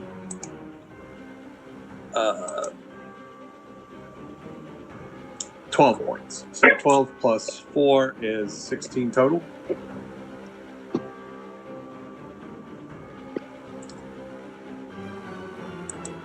And I will, let's see here. So I still have like 15 feet of movement. So I'm going to go boom, boom, boom to here. And that is my turn. Back to you, Rocky. Back to Crimson.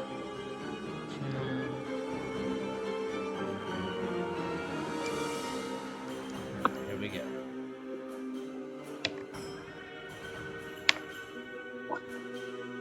Nat 20.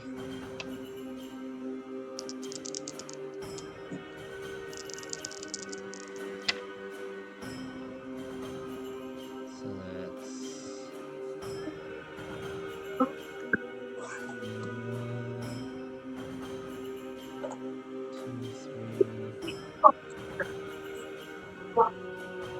28 points of damage on the first hit.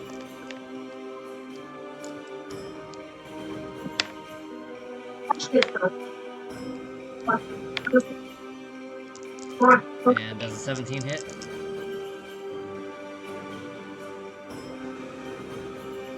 Yeah, 17 hits.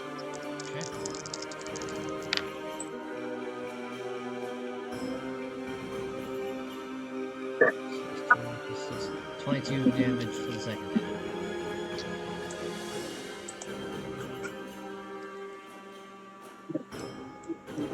So Crimson cleaves into this Oh, this and thing my- with his my bonus glaive. action attack because I crit it.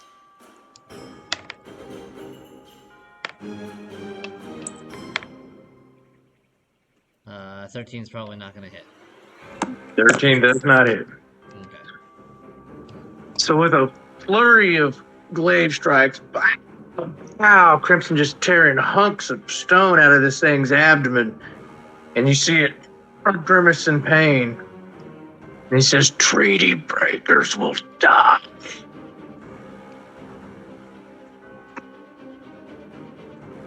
Goldie. John, you're up. John, you're up. Bonus action, unsettling words for 4. So he has to beat a 20 DC on shatter right behind him, so it only hits him.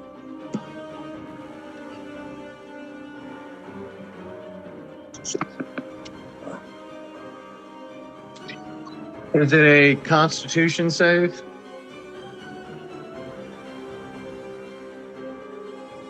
I believe so, yes. Okay, he rolled a 27. Jesus. Barely made it. Constitution plus 8. He rolled a 19. So I think that's half damage from your shatter spell. Yep. Roll damage, por favor.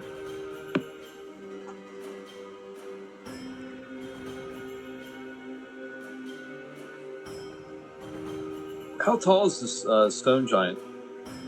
15 feet. 15 feet. Okay.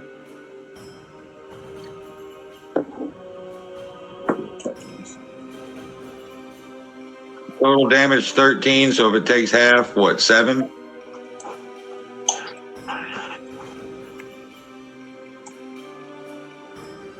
A huge chunk of stone burst off its back, and it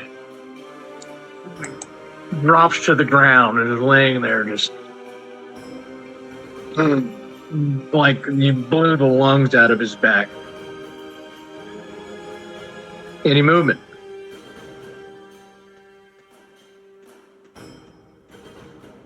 I want to move out of that doorway. I can't move south. That's clip face, isn't it? No. If you scroll down the map, you can move as far south until you see that very bottom map. That's the cliff. That's the Yeah, let me go behind, like from the door back towards the back of the building. Outside. So, like back here?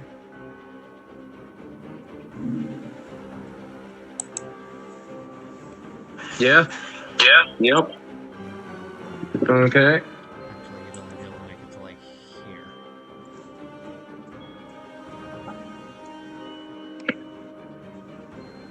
The giant that's laying on the ground says turn. He just takes a random swipes at disadvantage because he's on the ground, like bleeding out. And 12 plus 9. Is that what he gets plus 9 to hit? Yeah, he hits. He hits Dagus. Oh, and 13 plus 9 also hits Crimson. He hits both of y'all. One last dying parting gift.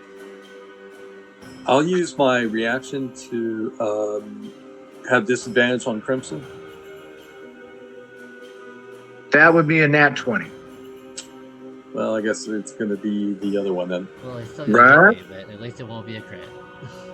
Right? No doubt. Okay, so we've got 3 plus 3 is 6. Plus 8 is 14. Plus 6. Dagus, you take another 20. Okay. Oof. And Crimson takes 10 plus 5 is 15 plus 6, 21.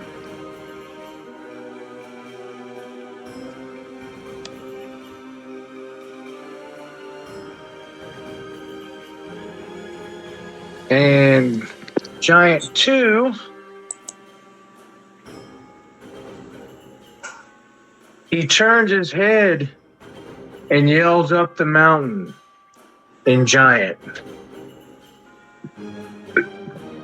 Crimson, you hear him yell, "Hurry down, we have them." And he moves 5, 10, 15, 20. Jumps down 30, 35, and takes 2 swings at Brug. And a 12 plus 6 is 18. That's what he needs to hit me. That's 1. And a 4 plus 6 is a 10. He only hits me once. Thank God. 3, 4, 7, 8 plus 6 is 14 more damage.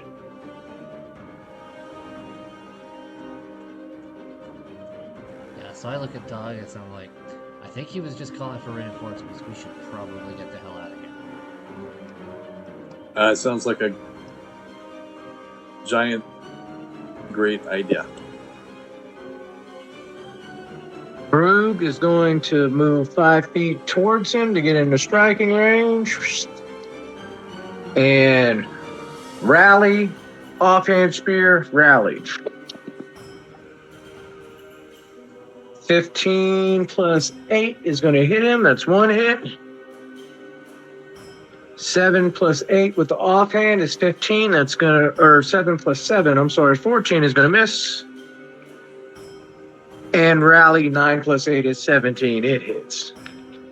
So he does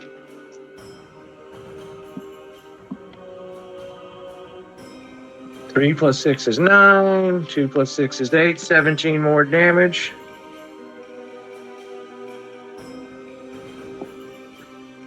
That's going to be 8, 4. So that was 5 feet. And then he's going to turn and bail. 5. So 5, that's 10, 15, 20, 25, 30. Swings down the ledge, 35. And he's coming down that wall right there. Okay, don't forget the giant gets an attack of opportunity. I never do, so. And he hit me sure as shit. With a 24. He did. Oof! Fuck. 8 plus 6, it's 14. 15 plus 6 is 21 more to Brug as he's darting away from him. Damn it, man. These fucking things are tough. All right, Doggett, it's your turn. All right. Okay. As my action, I'll go ahead and expend out from my lay hands on myself. Okay, how many? All 30. Gotcha. That should bring me up to 48.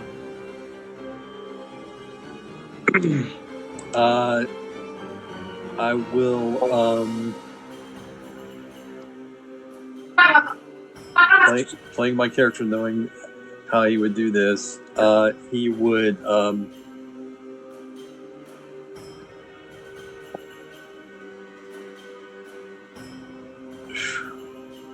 he wouldn't leave Crimson there.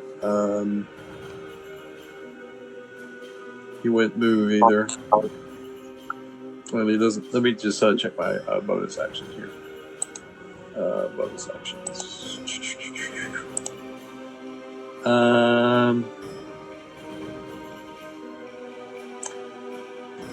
I will.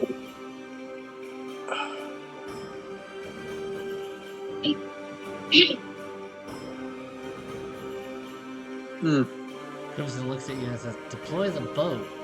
Let's get the hell out of here. Okay, well that's what I'll do. I'll deploy the boat as my bonus action. No, That takes an action. takes an action. But he does tell you to get the hell out of here, so you want to use any movement?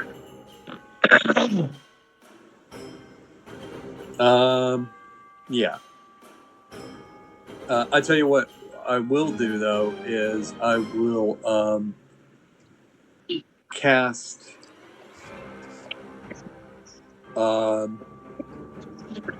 Shield of Faith on Crimson, Okay. and then I'm going to as a bonus action, and then I'm going to, while still being underneath my jump, is I'll go ahead and move 1, 2, 3, 4, 5, 6, 8, 9, 10 down to here. I believe that leaves me with an opportunity attack, or vulnerable to an opportunity attack.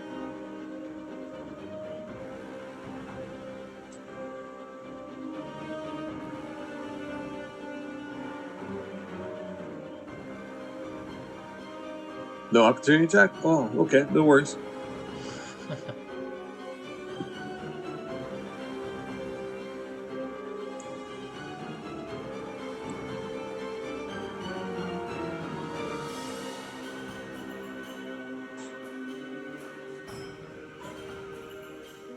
Actually, instead of Shield of Faith, how about I cast Sanctuary? Don't Let's see if I can do that. Sanctuary on me. I'm going to attack. Shield of Faith then. Yeah. Yeah, because we went through this whole thing. It negates it if you attack. Basically, it's a kind of a AC buffer with +2 if you don't attack. Yeah. Okay.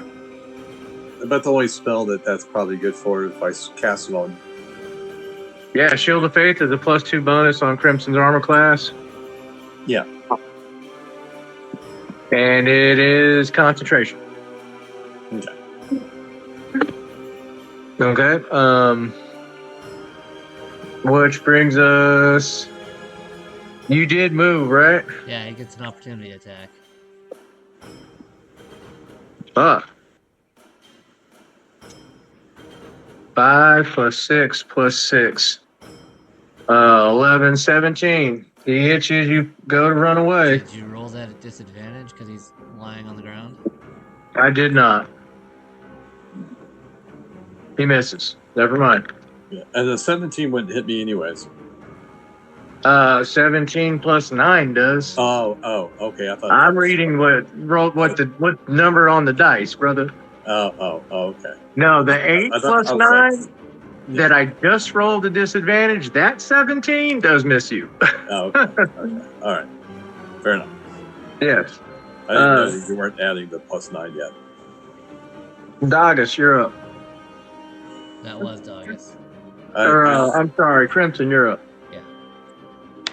I get to go again? Nat 20 again.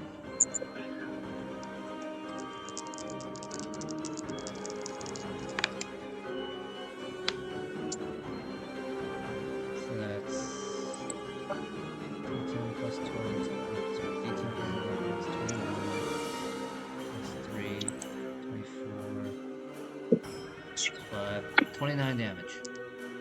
All right, so that brings him Wow. to negative 26. As Crimson tells Dogus to go deploy the boat. He just turns and chops this stone giant's head from its shoulders. Oh, with the crunch of stone, his head rolls away in the snow. 10, 15, 20, 25, 30.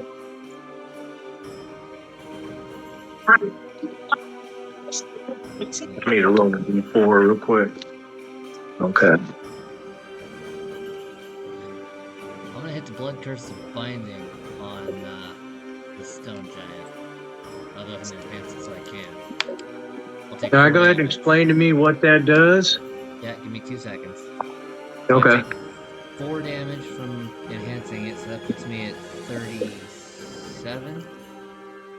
Correct. Okay. Blood curse of binding. Look it up. Make sure I get it right.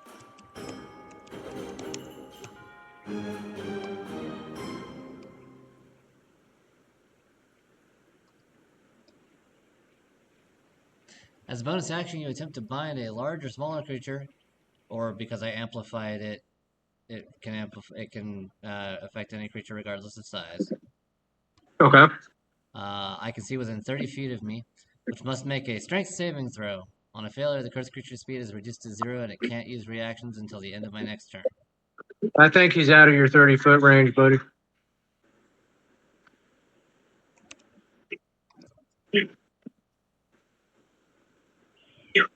Oh, yeah. Okay. Well, let me see. Move from over here. No, I want you to move back where you're moved to. Well, no. No?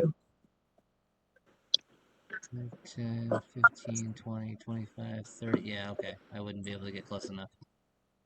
So, never mind. No worries. Goldie, it's your turn.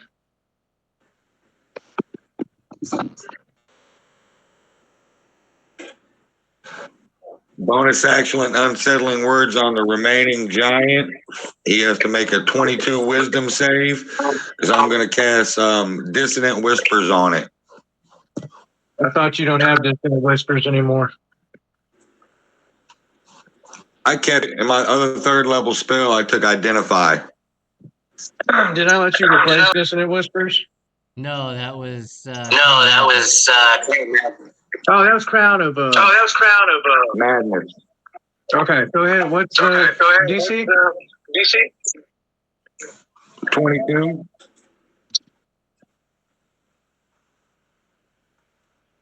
Roll damage. Dang. It has to take 10 psychic damage and automatically, as a reaction, turn and run as far away as possible from me.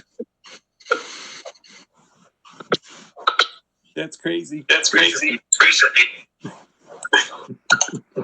And then I turn and look at Dagas and say, deploy the bolt. Don't get out of the boat. There's 40 foot of movement.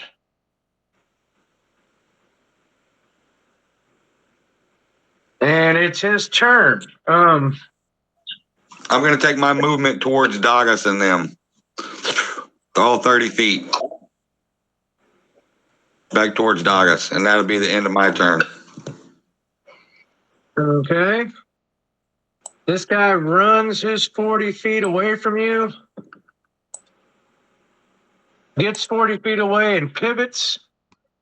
And he's going to throw a boulder at somebody. Let's see. Broog's on the wall. So roll, let's see, D4. We're going to go left to right. 1, 2, 3, 4. To keep it fair. 2. That is Goldie. You scared the shit out of him. He's going to try to kill you, bro. So +9 to the roll. 19 plus 9 is 28. Jesus. Dagas, would you like to use your reaction? You can. 100%. 13 plus 9 is 22. He still hits Goldie with a boulder. 4. That's 11.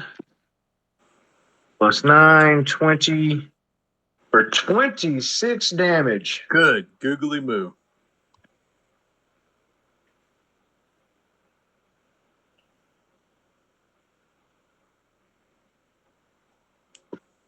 And that seeing him hit you, boom! Like, he used all his movement in that spell, so he didn't get to pursue. Yeah, he can, if it's his turn now. It is. Okay. Then he's coming back down 40 feet. 5, 10, 15, 20, 25, 30, 35, 40. As a point of fairness, I think he would have moved. on his turn, he would have moved as far away from Goldie at that No. point. It takes Not his as a- no. It takes his reaction and moves him. Yep. He doesn't take his action. Okay. Okay. What did you say? 26 points? Yeah, I got you down at 32 hit points. Same as Brood. 32, 37, 48, 32, and 16 for your constructed hand. Oh, give me a Concentration check. concentration check.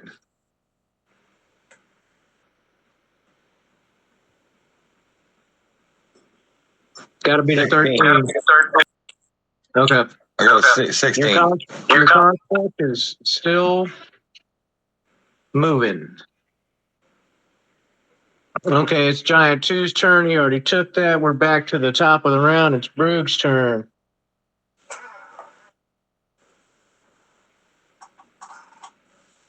Now I'm going to bonus action Hunter's Mark. That guy.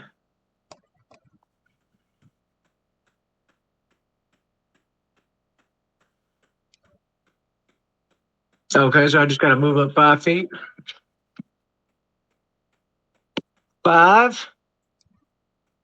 Oh, and 5. 2 throws with rally. 19 plus 8. That's going to hit with a 27. And a 2 plus 8 won't. So the first throw is true. And that's 6 plus 3 is 9 plus 5 is 14 more damage. And then I'm going to use the other 30 foot of my movement. That's 10, 15, 20, 25, 30 to get down there with the crew. Doggis, it is your turn. All right. As my action, I will say the command word for the folding boat. Okay. Which Which boat are you bringing forward? The 10 foot long that fits 4, or the 24 foot long that fits 15? I think it has to cascade. I have to call forth the small boat and then the big boat. No, you can do whatever. It's whatever command word you choose to use, sir. Let's see. The object appears as a wooden box, 12 inches by 6 by 6, 4 pounds. One command word causes the box to unfold into a boat, 10 foot long, 4 foot wide, 2 feet. Then the second command word causes the box to unfold. Okay. Well, if I've got a choice, I'll obviously will call forth the larger ship, the 24 foot, 8 foot, 6 foot deep. Yeah, that's the one that you call forward. Okay. And then my movement is to jump aboard.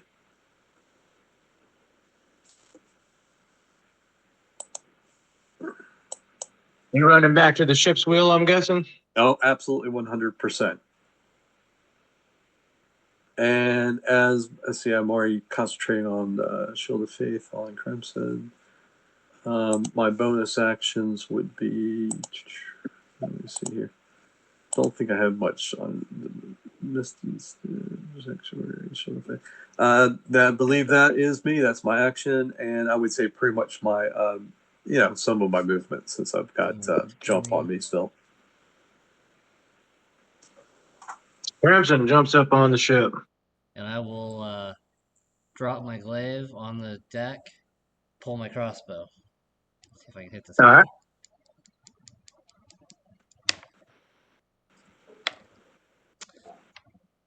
guy. 25 is going to hit, yeah? Yes, sir.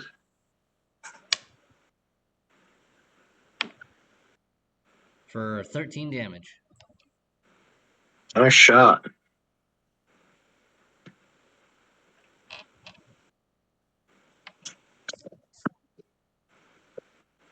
Goldilocks.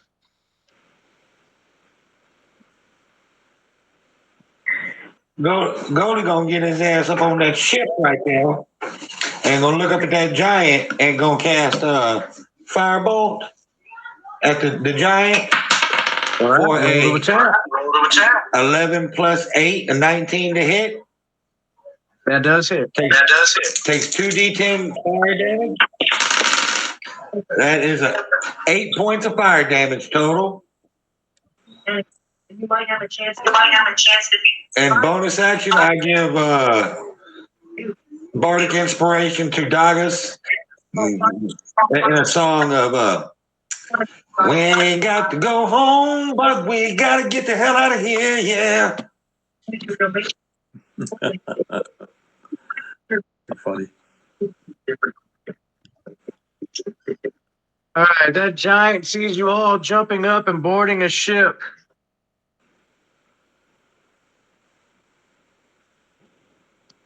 Two more giants start coming down from the top map. Mm.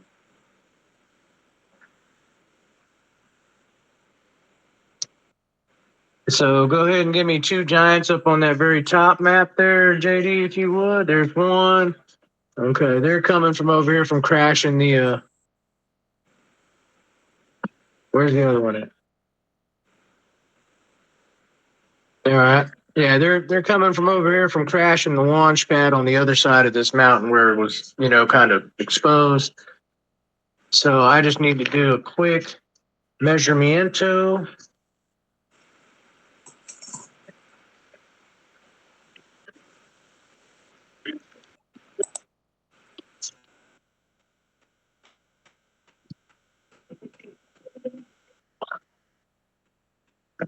Oh yeah, they can throw a boulder up to 240 feet, so they got no All problem. right, they're in range.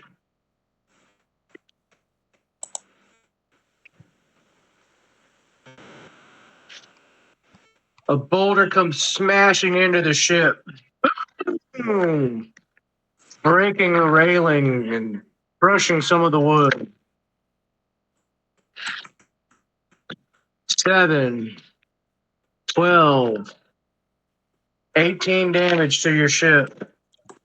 I'll figure all that out later. Goldie, would you like to use your reaction?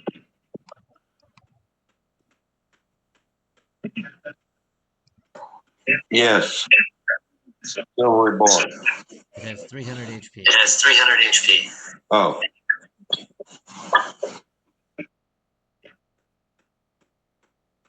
And its AC is 13.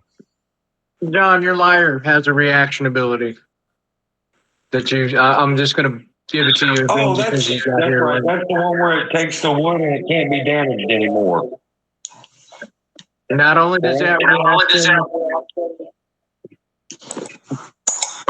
make the vessel immune to that damage, it is immune to that damage for until the start of your next turn as well. Well, yes, I would like to do that. That's a little hard. You better get in there. All right, so I'm not going to take. As Goldie sees this boulder hurling in, he strums a quick tune on the harp. And it hits the hull of the ship. It turns the ship, but bounces off harmlessly just as more boulders all come flying in. One sails over and misses. One looks like it's heading straight for the mast and it actually ricochets off the mast. It is Brug's turn. Brug will definitely get his ass up on the ship. And I think I'm out of range. Well, what's my max range? 90 feet. I might be able to get a couple free shots off. Let me see. I sure do. All right, two throws from Rally. 17 plus 8 hits, and 10 plus 8 hits. I hit both of them. I'm gonna roll all this damage at once because it's easier. That ain't too bad. 5, 10, 16, 3, 19, plus 10, 29 damage. Oh, you lucky bastard.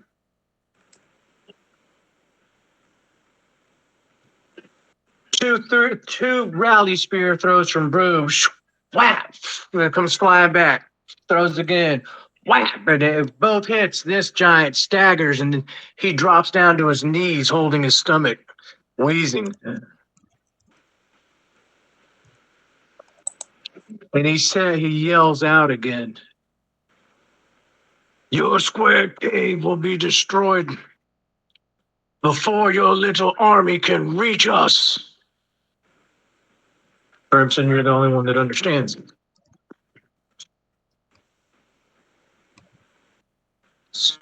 Dogus, it's your turn. Well, I think I will launch steer the ship as fast as it will go. What's the wind doing? You're up on a mountain. It's got a pretty good gust, man. So you reach over and pull one of the sail arms and cock it and tie it, grabbing the wheel and pulling back on the ship as the main mast swings, it catches wind and lurches forward. You pull back on the wheel, and y'all begin to descend off this cliff right here. Okay. 20, 25, 30, 35, 40, 45, 50, 55, 60. And off the mountainside you guys go, and your boat is sailing through the air. As you are now out of combat, as their friends descend upon the giant who has only 10 hit points left to try to help him out. Oh, now hold on. That one ain't throwing shit. I just told you he dropped to one knee. Yeah, but my crossbow can shoot 400 feet at disadvantage. Oh, shit. Go ahead, boy.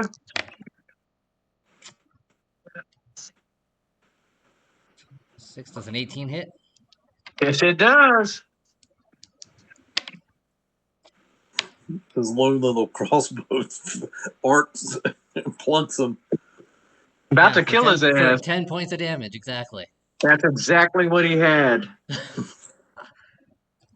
Parting shot, And motherfucker. as he's on his hands and knees yelling at you about how your square cave will fall before your small army arrives, Oof. Crimson from the bow of the ship with this arching long shot through the wind. It hits him right in the head, dropping him and killing him. Yeah. And you What a see giant the other pain in the two. ass. The other two running up, roaring angrily at y'all. But y'all are floating away.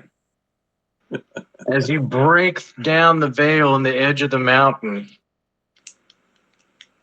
directing your way back to Serenlia, as you clear the edge of that rain, you can see the veil where you first entered. Oh, fuck, y'all's dogs are down at the base of this mountain. We can swing down and pick them up. Okay. How far is the cliff down? It's like 100 feet down. Oh, 100 feet down. Yeah, so you'll get down there. Yeah, the boat. No more boulders. 15 medium-sized creatures.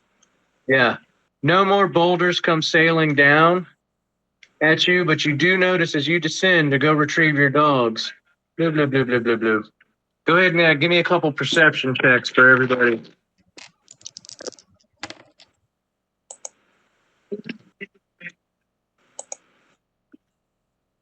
$13. 19. Dogus, as you're the one piloting this vessel down to pick up the dogs, the fog on the mountainside kind of breaks a bit, and off in the distance at the edge of the veil, you see what he's talking about. There's a small encampment about the same place where y'all first camped before you tracked into this veil up into the side of the mountain to get to this place. 4 or 5 tents. Looks like about maybe 20, 25 people milling around. The vessel lands. Brug hops off quickly and starts getting dogs up on top of the, handing them up and getting them loaded up, cutting the sleds free and hopping on the vessel. And you guys rise back into the air. And as you fly over, you look down and you can see it looks like soldiers from Balin Post had arrived. Slightly behind y'all, maybe a day or so. And that's where we pin it today as you guys are flying back to Cernlia. Oh, it's a good thing we cleared that place out. Yeah.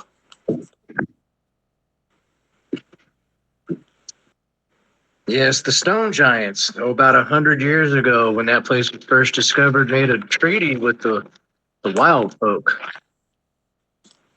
That those peaks belonged to the Stone Giants, and even though the small cave probably belonged to the small people, the Square Cave, their treaty was we would leave them the Vale to hunt bison and elk, and you leave the peaks alone. Yeah, this is our territory, and they came to an agreement. Of course, wild folks are short-lived people. 100 years is a couple, 2-3 generations. So they knew that they never went to those peaks for a reason. That's why they didn't want to guide the people from Balin Post in there. But they were convinced it's a young kid who wasn't aware of this treaty that brought them here to begin with. That was Markland's team. You guys showed up. You're the second trespassers to come. So the Stone Giants descended to be like, no, y'all are breaking the treaty. You're not supposed to be here. That's why you were attacked. And now they see this small cluster of army down in the Vale forming, and they're like, oh no, they're breaking it all the way. They're coming to reoccupy our territory. I'm starting to think if there was any trade, there's going to be some tariffs though. At least 400% for you. Absolutely. I'm going to put a pause on JD's tariffs, though. And 90 days. Goldie somehow talked it into where he's got like a negative 10% trade deficit, though. We're going to pay Goldie to trade with him. Mm-hmm. I don't know how the hell that works. Yeah, damn right, baby. Because he's the coldest. I'm the only one that can do this so much. But that is where we'll wrap up today's session, gentlemen. And All right. Very good. that played out pretty well, I thought.